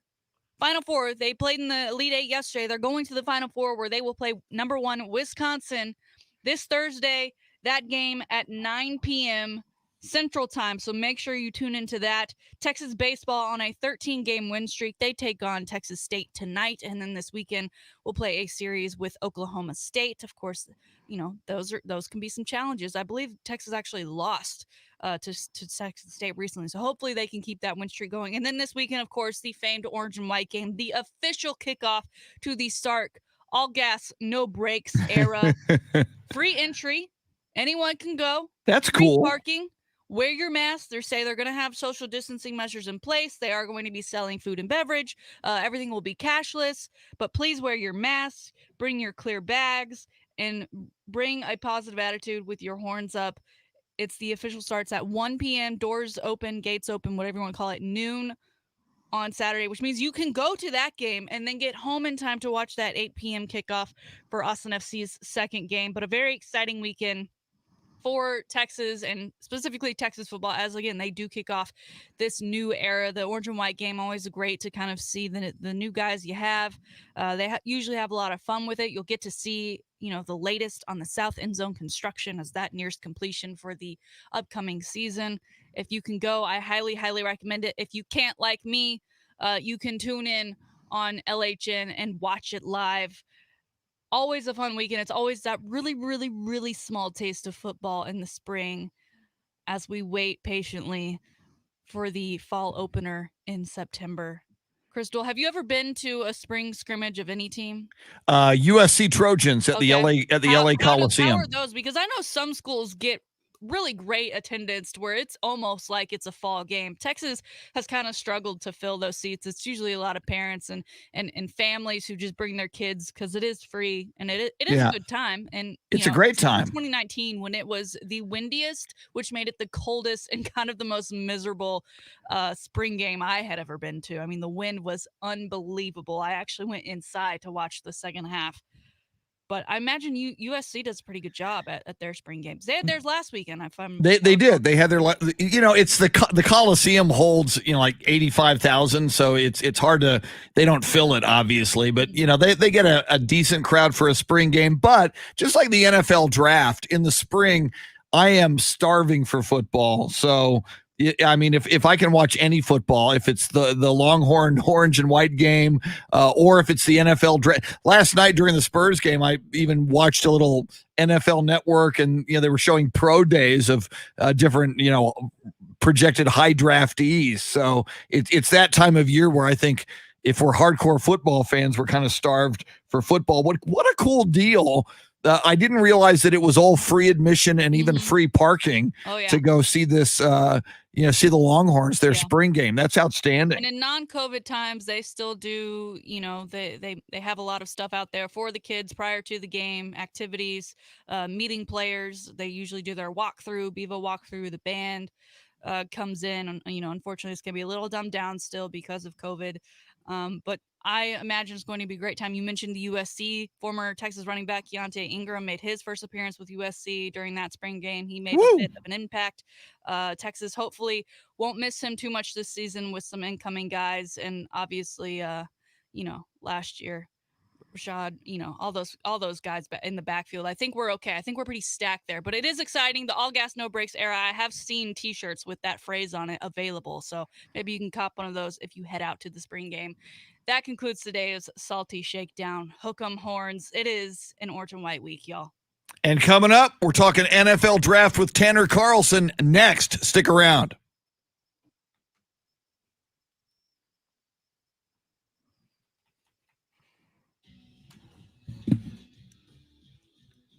All right.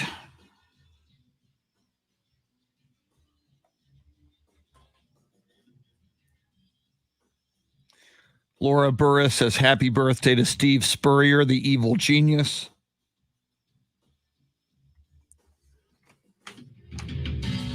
Woo!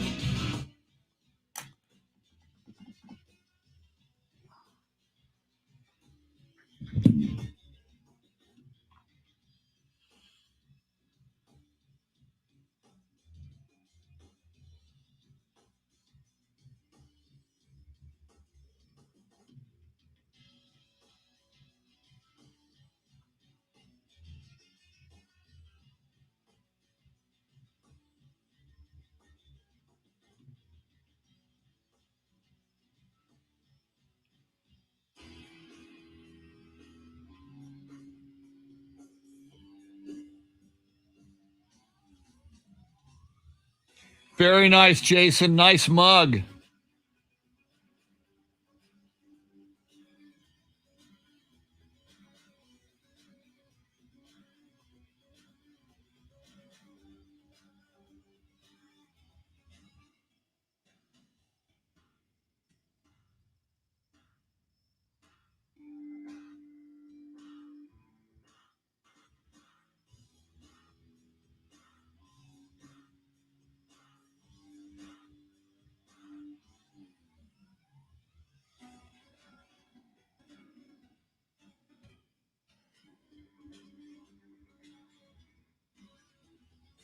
Happy Taco Tuesday, Yolanda.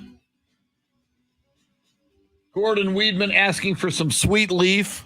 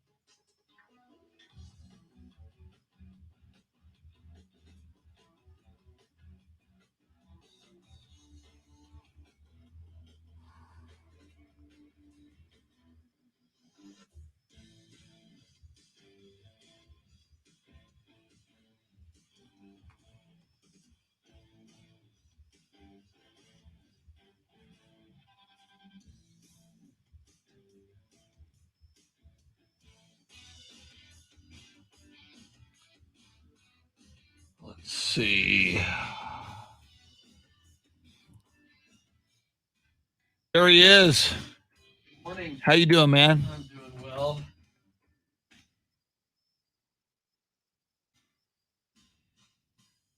What's new and exciting? Moving. Oh, that's right. New apartment this weekend. Oh my goodness. Well, all weekend. And Yeah. Just for an update, just so in case anybody out there is still curious, moving still sucks. Moving still sucks. This just in. Nothing has changed. Yeah. No breaking update.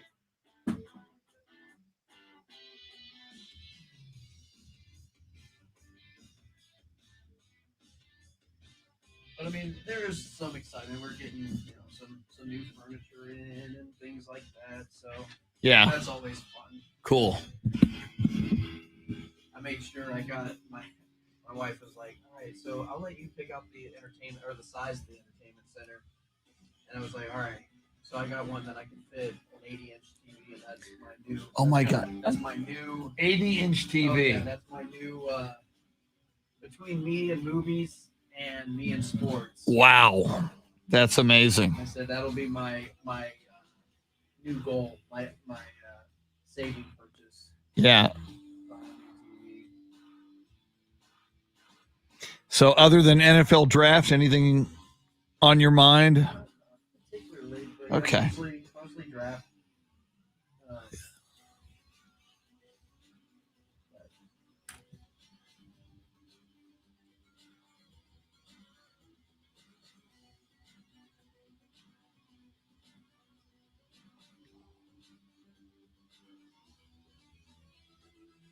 Not a whole lot going on. True.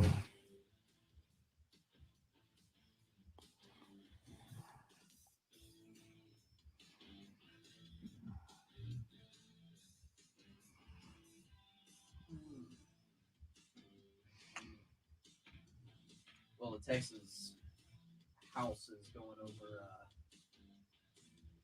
a Senate or a House bill today about transgender students participating in sports that aren't their biological sex. It's a touchy topic, but Yeah. it's also a big topic. Not that I necessarily want to discuss that. Right. But that's what whenever I'm out of here, that's what I got to go cover. Yeah. So.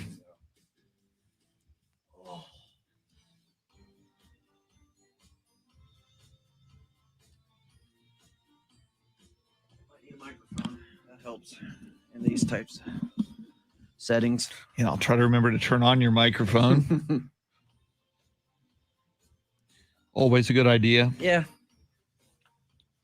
Tends to get the message out a little bit better. Yeah. But yeah, Ellinger visited with the Cowboys, so Ooh. I don't know if you knew that. I didn't know Yeah, that officially. Yeah, so he had an official. I don't know if it's a visit. Virtual meeting? Yeah. A sit down. Chris, we brought it up. Okay. Yeah.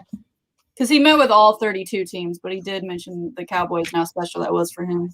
Yeah. All right. On my 2 hours and 58 minutes of sleep, I didn't access that information. He had mentioned that he enjoyed his conversation with the Cowboys. Okay. That it was special to him. Did he say he was a Cowboys fan growing up in Austin? I don't know if he said that, but I'm sure he is. If you single out one particular team, that probably means that team's a little bit more special than the rest of the teams.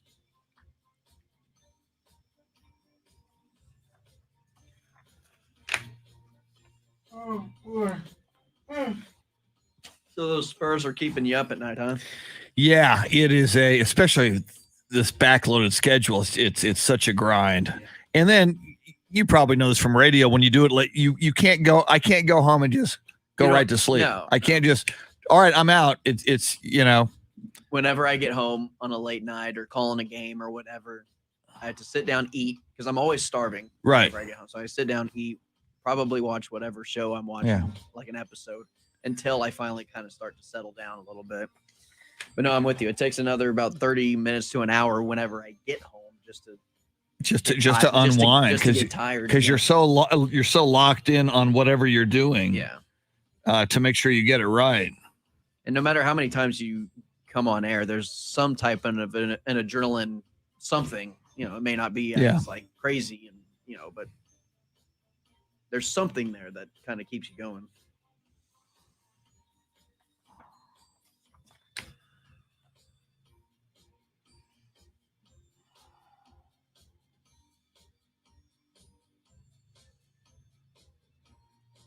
Oh man, I can't stop yawning. Only had 2 cups of coffee.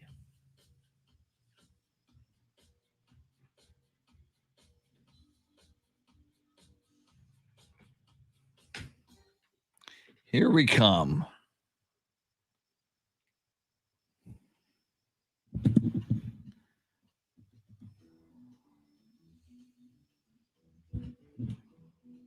This is the Chris Duel Show.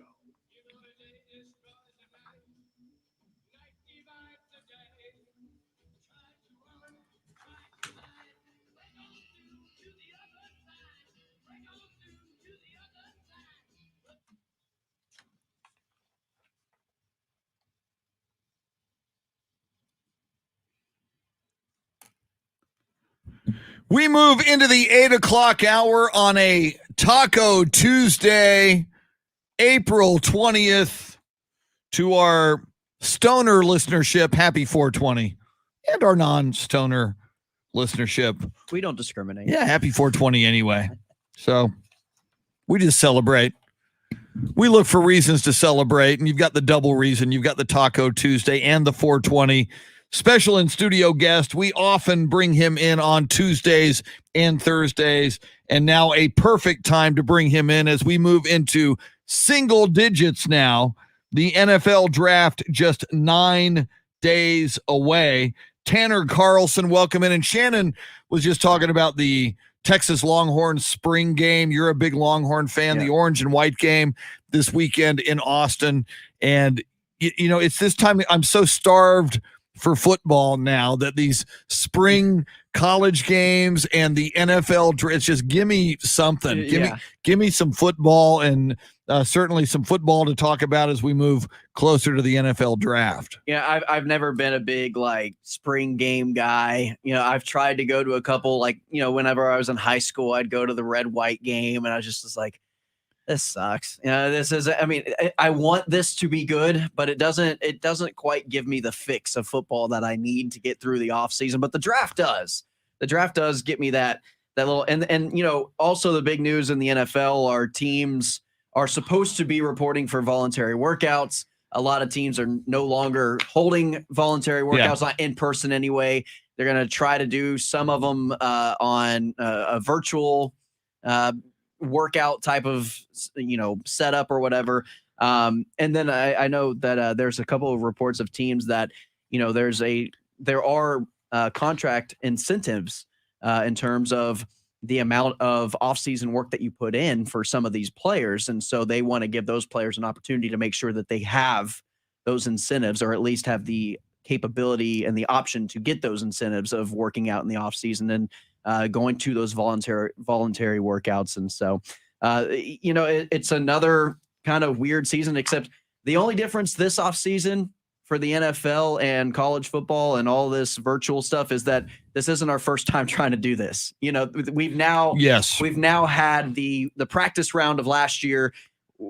Every team, every program will be much better prepared to kind of deal and handle with this virtual offseason type of thing. And you've got to wonder, as you mentioned, we've gone through this before last year with COVID, and now this year with COVID lingering, although a lot more people getting vaccinated and some good news on that front. But you've got to wonder if this might lead to, in future contracts between the players union and the owners, the both parties discovering, hey, we don't necessarily have to have OTAs the way we used to have them. Maybe we can do things more virtually, or maybe we can do things with less contact, which might, keep players from being as injured if there's less contact. And that's also true. And on top of that, you might start seeing clubs like the Dallas Cowboys who are going to have incentives for their players to get vaccinated. And come get vaccinated. Here's your incentive. Here's your extra, $1,000 for getting vaccinated to have an in-person workout. And so we can get on track a little bit quicker to get those regular OTAs and stuff. But you're right. It might just unless you get a Rob Gronkowski who's going to work the system and record all of his workouts in one day and then send each one day by day so he doesn't have to work out all week. You might get some of those players that cheat the system a little bit. But you're right, though. It might be more of an incentive to do this virtual workout or stop these voluntary workouts, OTAs, things like that, or minimize them to the point to where we don't have to worry about as many off-season injuries. Now, you have been locked into this NFL draft for weeks. You even a week ago did like this graduate PhD project looking at the top draft picks of the last 10, 20 years of teams. With 9 days to go, I mean, you figured out who the Cowboys should be drafting and who you think might go where weeks ago. Does anything change for you now that we moved to within, on Thursday we'll be a week out from the draft? You should kind of have teams should have a very good idea at this point as to how to set up their draft board and where they have these players ranked. They've talked to these players. They've had virtual meetings with these players. They've seen their pro days. And now we're getting multiple pro days out of a lot of these quarterbacks and a lot of these schools doing 2 pro days now that the combine has been canceled for a second year. So instead of just having that one pro day to kind of showcase and make up whatever you screwed up with in the combine, you now have that second opportunity with these multiple pro days. So if you miss out on a guy at this stage, you're just, you've just missed him. You missed evaluated him. So these teams should have a very good idea. Me personally, you always are kind of maybe tweaking a thing here and there. You're like, well, I didn't know about this guy during the season. Let me just check him out one more time. Maybe you see something that you missed, or you read an article about a guy. Now everyone's making a big deal about Trevor Lawrence. It's his new article that he doesn't breathe, eat, sleep, die football, and everyone's making a big deal. And the only reason that is even a storyline is because Trevor Lawrence has been the poster boy, perfect child of a pro quarterback prospect for the last 4 years. And no one's ever seen any type of blemish on his record. And now, here we go. We finally got a blemish, and let's have the media blow up about it. I'm not worried about the guy whatsoever. Yeah, and that Trevor Lawrence story, essentially, in an interview, he said, I don't need football to justify, to validate my existence. Yeah. And I mean, it was just an answer to a question, which kind of showed to me that he was well-rounded and he was okay. Just as a well-rounded individual. Clearly, you look at his talent and you look at his commitment and you look at his leadership in college, and this is a guy who we still believe will translate as in a big, big way in the NFL. There are only maybe 5 or 6 athletes on the face of the planet that have the mindset that Tom Brady, Kobe Bryant, Michael Jordan, Serena Williams, Tiger Woods, those are 5 right there that have that. I'm going to be so laser focused 24/7 on my job to be the best and be the greatest, and championships are the only thing that matters to me. And now Serena Williams is even kind of getting away from that now that she has her kid and her family, and she more so focused on that aspect of her life, as she should be. She's done everything she needs to, but it takes that mindset to be that great. And not every player, first of all, needs to have that to be successful. And very rarely do you ever get an athlete that actually has that mindset. Well, and he said that in reference to, he realized he felt that way after losing the national championship game. To me, that screams, I'm not an emotional player, right? I'm just a great player who's smart and understands that it's a game, right? There won't be some big locker room blow up because we lost, a game either meaningless or a championship game, right? He's just out there to play and have a great time. And I think if you were to ask that question and kind of go for one of those responses, I think Patrick Mahomes would say it's not the end all be all. He like you mentioned, family, I think for a lot of these guys, especially after what we've been through in this last year, is that much more important to them. I don't think Drew Brees would have ever answered and said, I'm all about football, this, that, and the other. I mean, it was great that he won that Super Bowl, but they didn't get that close. That he suffered a lot of heartbreakers, right? But it obviously wasn't the end all beyond. Look how he walked out on his career this year, right? Not necessarily on a high as far as his play was concerned, but he decided that this was the time to call it quits. So I don't, I agree with you that the media is like taking this one thing of Trevor Lawrence because he's Mr. Perfect everywhere else. Yeah, and what's funny about that too is, I also kind of think about, what if these other guys, what would be the narrative on a Justin Fields or a Trey Lance or a Mac Jones, if they had said this? Would it be work ethic? Would it be a work ethic question for them, or would it be, oh man, this is a fresh new perspective that we've never seen from a quarterback before? Like what? Yeah, because you're going to get a guy like Justin Fields. He's going to say, I'm going to do everything I can to win and push my guys and this, that, and the other. But, if it wasn't the holy grail of quarterback prospects going into the draft of Trevor Lawrence and somebody else had said this, I'm curious as to what the reaction of that would be. You just brought up Trey Lance, and I think he's kind of fascinating in that he went to North Dakota State. Recently you've got a Carson Wentz who didn't go to your blue blood, power school like an Alabama or an Ohio State or a Texas. Do we grade Trey Lance a little bit differently because he went to North Dakota State? And if you do that, do you then, look at BYU? Do you then look at Zach Wilson and go, well, BYU isn't exactly, I know UTSA was one of their opponents. UTSA nearly beat them. UTSA played them very, very well at Provo, Utah. Do we grade Trey Lance and Zach Wilson a little bit differently because of where they went to school and who their competition was? I think the average fan does. I think the everyday viewer says North Dakota State, who do they play? Of course he looks good playing against Division II guys. Of course Zach Wilson at BYU, and they played Coastal Carolina this year. That was their biggest, toughest, most highlighted game. Of course he's going to look good. My argument to all those, to the naysayers out there, is what does a typical BYU quarterback do? What does a typical North Dakota State quarterback do? What does a typical guy who's a guy like Joe Flacco out of Delaware, or Matt Ryan out of Boston College? What do those typical quarterbacks that they get every single year do? Probably nothing. What does that team without them look like? BYU would not have been a top 15 ranked national stage must-watch TV team this year in college football without Zach Wilson behind center. That just would not have happened. I mean, they probably would have had 2 or 3 losses on their season this year, going into the bowl season, and they wouldn't even have been talked about or recognized. So if that caliber of player is on that team, those teams get recognized, they get ranked, and they get some recognition that way. So that would be my argument is what does that team typically do without those guys on those teams? And that would be my answers. Yeah, he's a pretty gosh darn good player. As a Texas fan, I hate talking about BYU because, like you said, you take him off the team. Are they that great? And no, not really. But they'd still find a way to beat Texas because that's just the way it goes when they play football. Well, especially with a guy like Taysom Hill, who you never really knew about at BYU, and then all of a sudden he's the Swiss Army knife of football players of the NFL, and he's kind of the fun new toy that everybody wants to get their hands on.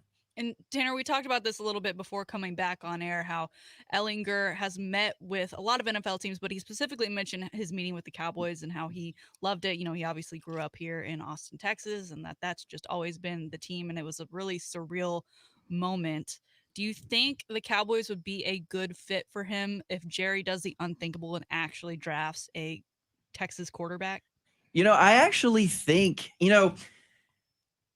with Ehlinger's skill set, I don't think it's necessarily that far off basis to what the very bare minimum basic offense that Dak Prescott would be capable of running in the Dallas. I mean, that's what they're asking. What they would be asking of Sam Ehlinger to do is a very basic, very vanilla type style offense that Dak runs, essentially. Yeah. The capability of running, the capability of extending the play, getting out of the pocket, being able to improvise, and maybe maybe not so much with the deep ball with Sam, but little dink and dunk passes, get it out as quickly as you can, find the open man, and let your playmakers get into open space. It would be more of that spread look that Kellen Moore can obviously build around in terms of whoever is his quarterback. He can kind of build that offense around them. But I think they definitely want someone who's a little bit more mobile, who can extend the play, who can get outside of the pocket, in which a backup quarterback like Andy Dalton was not going to do that for you. He was going to be a board standing in the pocket, and if he got pressured, it was going to be a sack. With Sam Ehlinger, I think it's a little bit different of a story, but you also have a very similar style of quarterback with Garrett Gilbert, who's already there. So that would be my only thing is like, how big of an upgrade would it be from Garrett Gilbert to Sam Ehlinger in the pros? That's a great question. And you look at with Andy Dalton leaving the Cowboys, and Shannon and I talked about this earlier, and I bring this up a lot. I think in the NFL, you need a really good backup quarterback because few NFL quarterbacks are going to make it the whole 16, now 17 games. But in addition to Garrett Gilbert, I guess Ben DiNucci is still in the mix or will be at the start of training camp, and maybe He'll even be on the roster. Yeah, and maybe even Cooper Rush gets another look. But none of those guys give me a whole lot of confidence if Dak goes down again. And I know as Cowboy fans, we go, well, our Dak horrible season of injury is behind us, but you never know the future in the NFL at quarterback or at any position. I don't think you ever pass up an opportunity to solidify a quarterback. Quarterbacks are like lottery tickets. You're always willing to buy one, and if you hit the jackpot, even better. But you're always willing to spend $20 on a quarterback just to see what happens. And I think that's exactly what Sam Ehlinger would be in terms of a backup quarterback. I don't think he's ever going to be that starting guy that you're going to want to put out there for 17 games in the regular season and rely on him to lead your team into the playoffs, to the postseason. But I think he could be a lottery ticket type of player who you get in the late rounds. You're maybe not expecting a whole lot, and then when you scratch it off, hey, look at that, we made a profit on our lottery ticket purchase. Well, and when you say something like that, I think of the last two major Cowboy quarterbacks, Tony Romo, an undrafted free agent who they got just really, really lucky on, and Dak Prescott, drafted in the 4th round. I don't think they saw him as he was going to be a nice backup. Well, exactly what you say. Let's get this guy in the 4th round. He's fallen a little bit because he had a DWI. Mm-hmm. He would have been a higher draft pick by most. Let's see what we get. If nothing else, we got a good, solid backup to Tony Romo. And then they struck gold both on Romo and on Dak Prescott. The hope would be that somebody like a Sam Ehlinger, that might happen to them. And I always go back to a Kurt Warner, who couldn't even find his way into the league, had to be with the Iowa Barnstormers of the Arena League before he found his way into the NFL. So, I mean, even though we look at a Sam Ehlinger and go, well, we don't think so, we don't really see him as a career starting quarterback in the NFL. You never know. And you just brought up the mindset at the outset here, Tanner, of a Tom Brady or a Michael Jordan or a Kobe Bryant.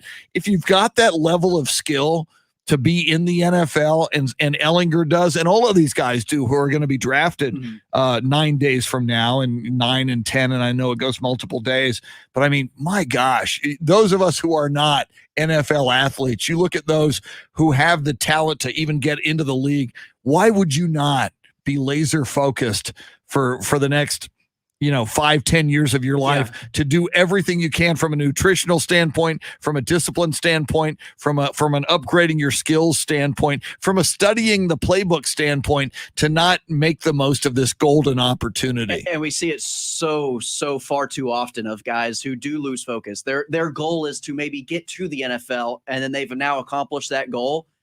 Far too many times these guys, their mindset is get to the NFL, not succeed in the NFL, not make it in the NFL, not be the best in the NFL. It's let's get to the NFL. Let me support my family.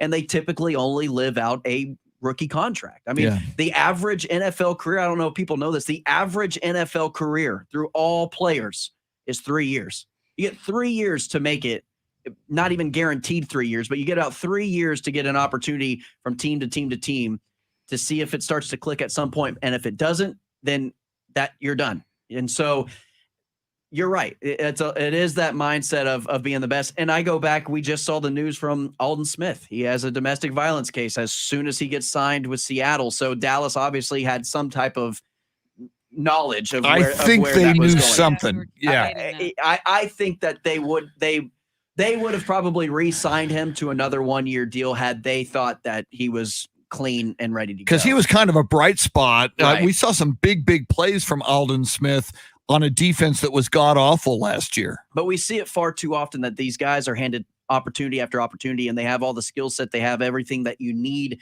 to be successful. They just don't mentally take advantage of the opportunity. And it is so easy for us to say, man, how can you waste that? Yeah. How can you waste? It's so easy for us on the outside. We don't know their lives. We don't know the situations that they're put in. These people struggle with depression and other situations that aren't on the surface that we can't see. So, I mean, I don't try to be Mr. Man, you have all the talent in the world. Why don't you go be, the best you can be and, a great citizen of America and whatever. But I try not to be that guy, but it is hard when you're sitting in this seat and you look on it on the outside looking in, you're like, man, you're the perfect football specimen and you just can't go make it work. Not to mention the fact that you're kind of essentially a kid, at least from our perspective. We all think back to when we were 22 and imagine if you're handed millions of dollars. If at 22 you're making a lot of money, you're on an NFL team, you're the target of beautiful women and Instagram models and God knows who else, and people who want to rip you off financially. Aaron Donald, perfect example. The guy actually rescues a guy from getting jumped. That guy thinks that Aaron Donald's the one who jumps him, or knows that Aaron Donald was around him while he was getting jumped, and then he wants to sue Aaron Donald. Then the video comes out, oh wait, Aaron Donald was pushing the people who were jumping me out of the way. Oh, I apologize. Wow. Yeah, it's like, come on, dude. Like, my thing is, who's messing with Aaron Donald? That's what I want to know. I want to know who's brave enough to confront Aaron Donald in a situation to where he's angry. I don't even think offensive linemen want that responsibility. So a regular human being, I don't think so. And he's a great guy. But yeah, you're right. You're right. It seems so easy for us to say, man, these kids can have it all if they just focus. Well, focusing with all that other stuff isn't the easiest thing to do. Finally, Tanner, and we'll bring you back on Thursday, and that'll be a week out from the draft, but we're very Cowboys focused, as we should be. Most people, most draft analysts say Alabama cornerback Patrick Surtain, the most likely to go to the Cowboys at number 10. Are you still in that camp? I'm in the camp of Surtain. I like J.C. Horn. That's the guy I like. I think you could even cornerback out of South Carolina. I think you could even trade back maybe 2 or 3 spots. I don't think you trade back too far, but I do think you could trade back at least 3-4 spots, maybe New England at 15. Maybe that's the most you want to go. But I think even then you're risking that Horn is off the board at that point in time. But I don't mind getting Horn at 10 if they feel like you have to get him then. I think you got 3 guys at the top at corner, and that is Surtain, that is Horn, and that is Greg Newsome out of Northwestern. If you want to, I think they're all 3 in that same kind of category. Everything after that, there's a step down. I would be perfectly fine with any of those picks. My thing is say there's a Rashawn Slater, or even if Penei Sewell falls to 10, I don't think he will, but say he does, I think you have to get the best player at that point and get a tackle. You never pass up a what could be a very long career at your left tackle position, especially with Tyron Smith and his injuries. Do you, in that instance, would you trade back up into the first round and give up some of that draft capital that you've accumulated, those 10 picks that you have this year, use some of those to get back into the first round, and then go get a cornerback, and maybe, Newsome's available or Horn is available at, say, 15 or 17 or whatever? I think that's an interesting take. All kinds of intrigue, and we are 9 days out from the NFL draft. He is our go-to guy on the NFL draft, Tanner Carlson. Follow him on Twitter at Tanner Carlson20. We'll do this again on Thursday, a week out. I'm so looking forward to it. And maybe at some point we can all get together and do a little Cowboys mock draft. I'm getting some people on Facebook Live asking us if we're going to do a mock draft. I think maybe we might have to all get together sometime and get that going. We might have to work that out. I've only done 10,000 on my on my cell phone, just in my own spare time. You've done 10,000. Maybe Shannon and I. It's time for us to do one. Maybe we'll join you. I'm on mock draft 10,000.0. Great stuff, Tanner. Have a great Tuesday. Yeah, we'll do. 420. Celebrate it as you will. Quick break. Lots more coming up. Final half hour, we will scour the world of sports to see what else is beginning to break out there on this Taco Tuesday. We're with you till 9. It's the Chris Duel Show. All right, sir. Cool. I think it'd be fun to do a little Cowboys mock draft. We all get one. Yeah. You know, someone does the first and goes second, third. Sure. Yeah, we should do something fun like that. Yeah. Because we can set it up on like the PFF mock draft simulator thing, so all the players could be taken, just simulate it until the Cowboys pick. Right. Say who's available. Yeah. Whatever. Yeah. I don't know. It'd be kind of hard to get everybody on the same. I don't know, but we can figure it Okay. out. I'm sure there is a way to. Yeah, look at it and we'll, try to figure out something by next week. There's like a simulator where you can just pick like your team, and then it simulates all the picks up until it's your turn to pick, and then you pick it. Okay. So all those players are gone, so we're not just picking like, all right, Dallas gets everyone's available at 10, so Right. let's get Trevor Lawrence. All right, man. All right, man. Thanks so much. Yeah.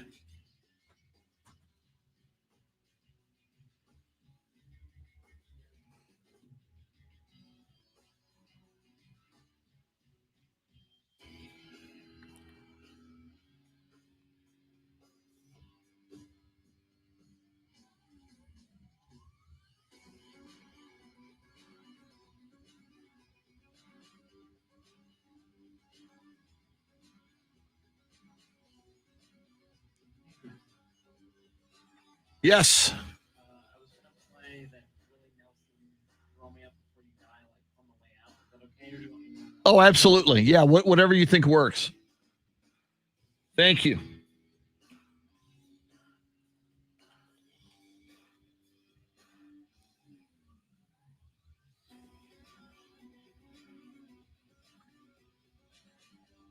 Let's see.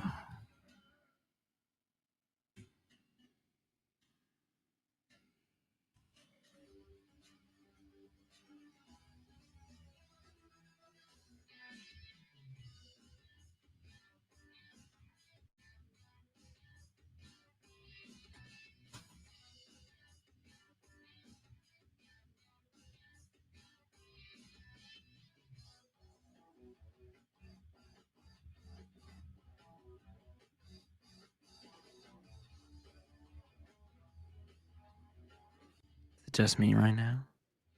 It's pretty exciting. Happy 420, everybody. I know you guys are all big 420 fans.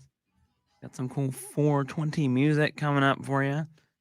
Shout out to my buddy Isaac, who has been tuning into the show. He is not from San Antonio, Texas. He's from Kansas, but he still tunes in to see my beautiful face. Thanks, buddy. Appreciate the support. Who's planning on toking it up for 420? Not me. I don't do drugs or drink. I know that's very boring. I'm like the antithesis of what the show should be. I don't do any drugs. I don't drink. And I don't care. I don't pay attention to sports. So why am I on here? I'll tell you why I'm on here. Because I love Chris Duel. He is a beautiful man. He is a strong, powerful man. He is perhaps one of the greatest men of our generation. You know, you've had Caesar, you've had Alexander the Great, you've had Winston Churchill, you've had George Washington. Our generation, this timeline of 2021, we have Chris Duel. I would vote for him for an elected office. I don't know what elected office, but I would. Some elected office. I would vote for him.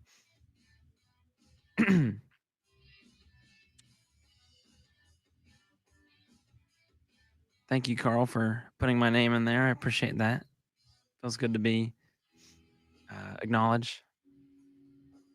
Jason says, way ahead of you. Oh, I bet. Well, hopefully we can give you a little entertainment on this day of weed-related things. Was playing Call of Duty the other day, and there's a outfit you can buy that is a guy in fatigues, but the camo is like made of marijuana plants, and he has a mask on, but it's like hot boxed, like he's got a bunch of marijuana smoke in his like gas mask. Looks very dumb. Was not planning on purchasing that one. Not really my thing, but apparently they make a lot of money off of it, because every game they have some weed related thing, some weed related outfit. Any new comics? Carl asks. Yeah, I read a story yesterday called Deceased, and it was Cyborg accidentally makes a virus that turns a bunch of people into zombies, and so it's just a zombie story but with superheroes. Like there's a Batman zombie and a Superman zombie, and then like a Flash zombie. Like you can imagine how scary a Flash zombie is, because he's like a super speed zombie. It was okay. It was pretty cool. Would recommend.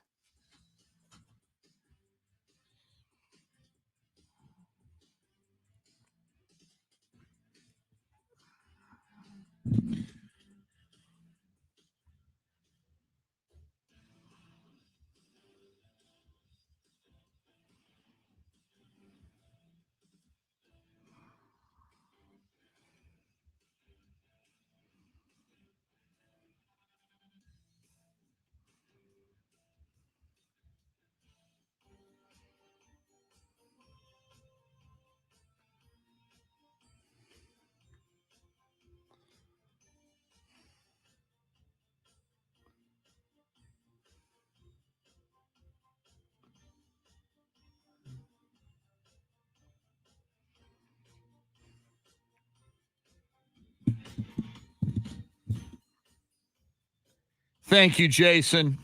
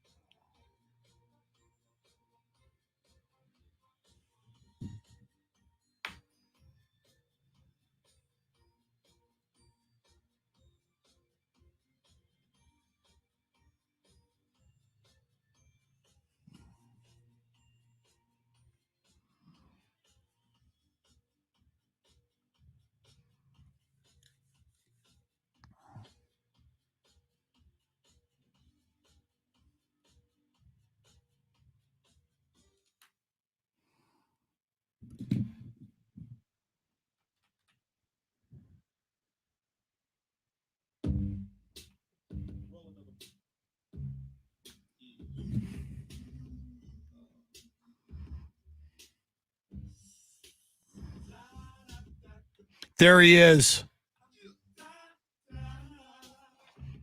The pride of Hattiesburg, Mississippi.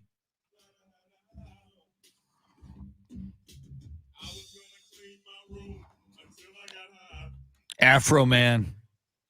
Shannon, I failed in my attempts to get Afro Man on the show on 420.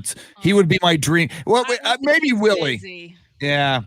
on a day like today. Yeah, Afro Man and Willie Nelson on what I wonder what Willie Nelson's day is like, and Afro Man on 420. I mean, there's a lot expected of them on that day. Honestly, with the reputation they have, it's probably not much different from all the other days for them.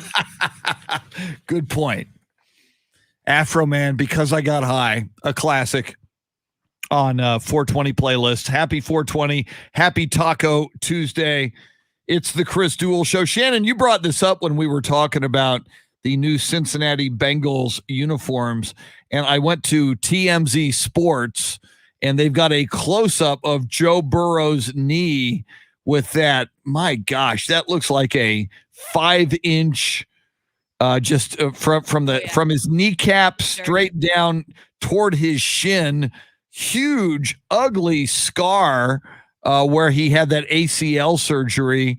And my goodness, welcome to the NFL, Joe Burrow. And hopefully that knee is healed and he's good to go. But my goodness, that's scary. It's surprising because isn't the rule in the NFL like you have to have the socks that go all the way up to the end of the pants? I thought so. Right. And yeah, so they wouldn't do that in their video release and picture release and also cover up Joe Burrow's injury. Because now they know the speculation is all, is he going to be ready? Is he okay? Everyone's going to come after you if you don't draft offensive linemen to help him. So that doesn't happen again. Yeah. But it's nasty.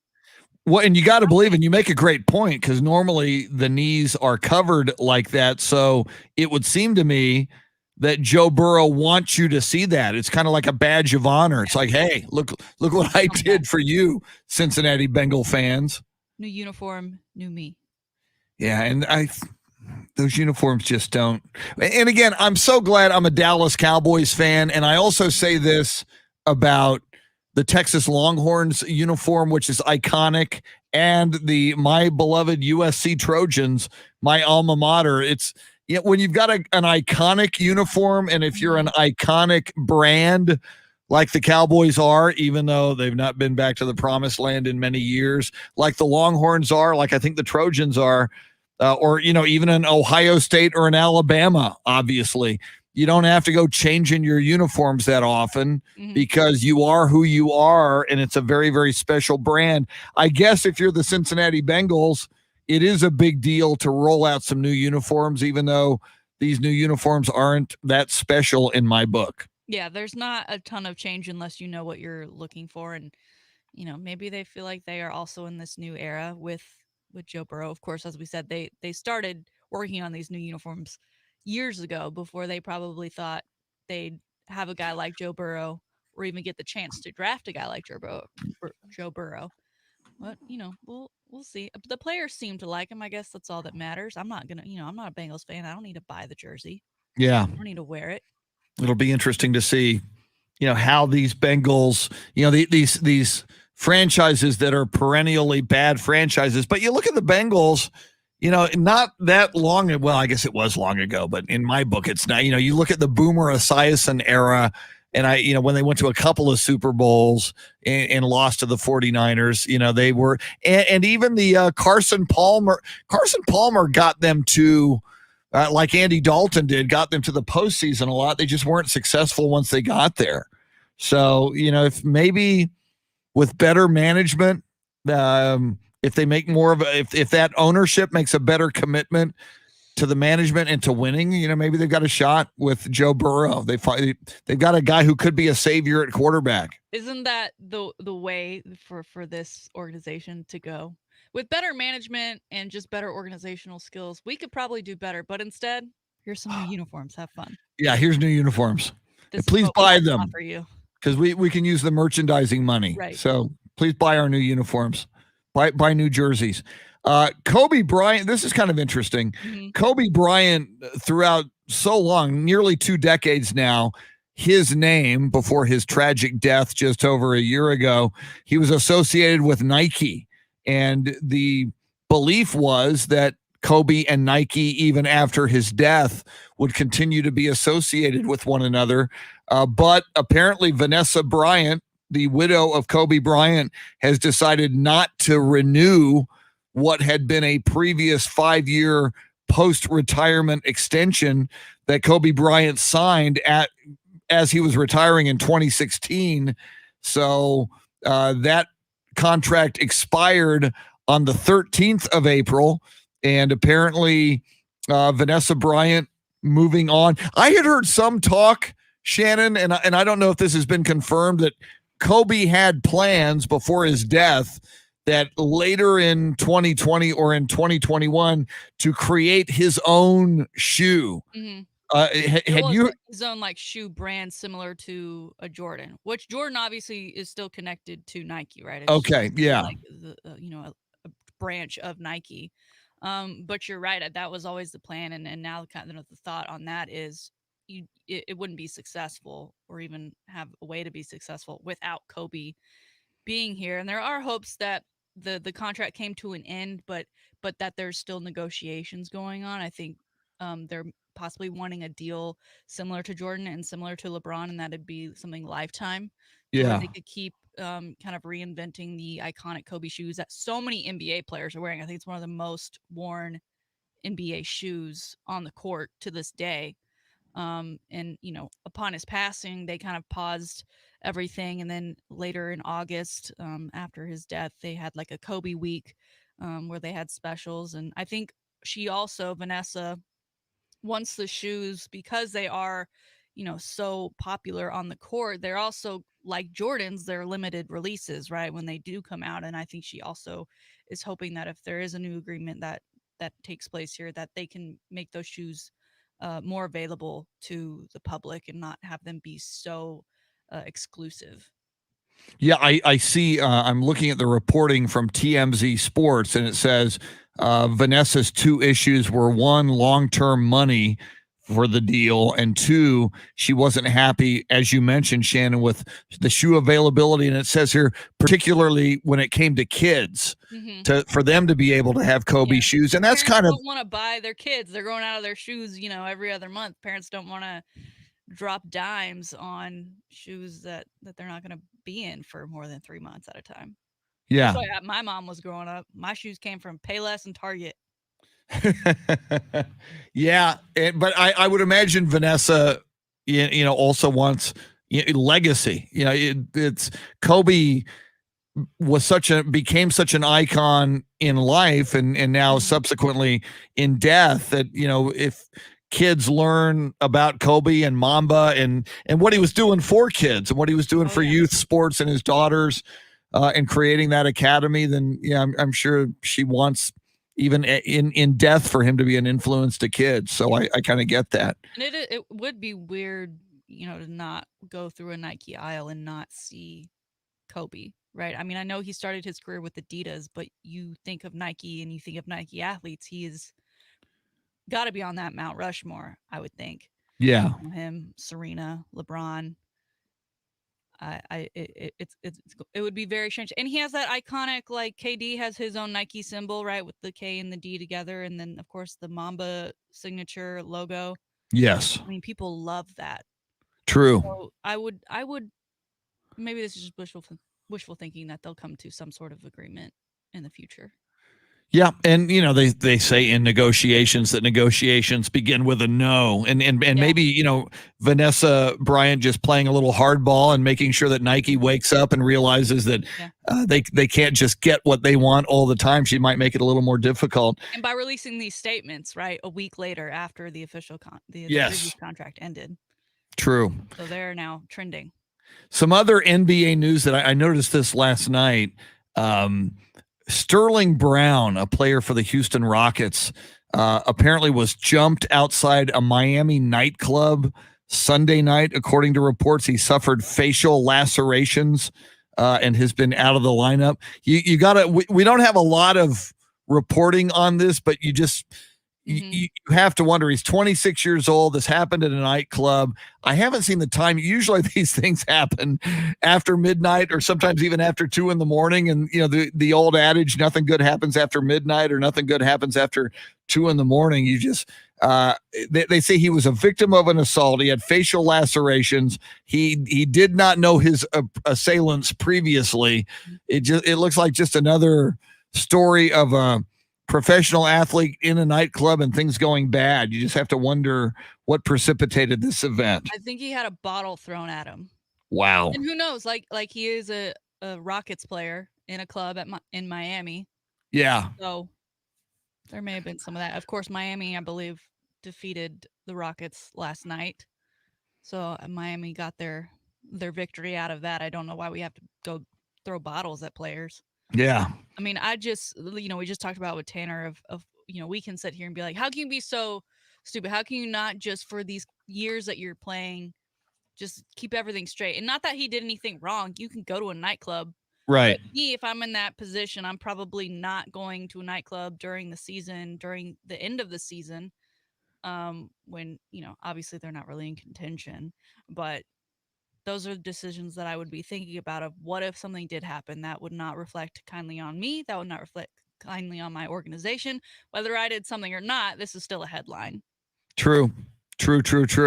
All right, as we get close to wrapping up this Tuesday, April 20th edition, Shannon, we did have a poll question that has a 420 theme. Do you have that? Yes, sir. And we need to get the kids voting here because in our poll question, who is the greatest American stoner, Pete Davidson has fell to 3%. Oh, no. With Willie Nelson leading the way, 71%. Snoop Dogg followed behind, 14%. And other, you tell us, 10%. A lot of people mentioning, you mentioned Tommy Chong. Then we have, Todd Snyder. I don't know who that is. I don't know who that is either. What? Todd Snyder. Yeah. I remember Dee Snyder from Twisted Sister. Todd Snyder. Huh. Maybe that's what he meant. Yeah, maybe. I expected Snoop Dogg to give Willie Nelson a tighter run, but this is Texas. All day, so you have all day to vote. You can jump on that Snoop train. All right, Shannon, outstanding as always. You as well, sir. Thank you so much. Jeremy Fouts, a happy birthday to your mom. We will ask you tomorrow what you got your mom for her birthday. Looking forward to it. It better be good or we will shame you publicly. If you have to, just lie. Yeah, just lie. Yeah, say you got her a car. Just lie. That's a good point. Just lie to us. We'll believe anything. Our thanks to Tanner Carlson, our official draft Nick. Tomorrow on the show, Bill Schoening, the voice of the San Antonio Spurs, and a whole lot more. Have yourself a great Tuesday. We will see you in 21 hours. Adios.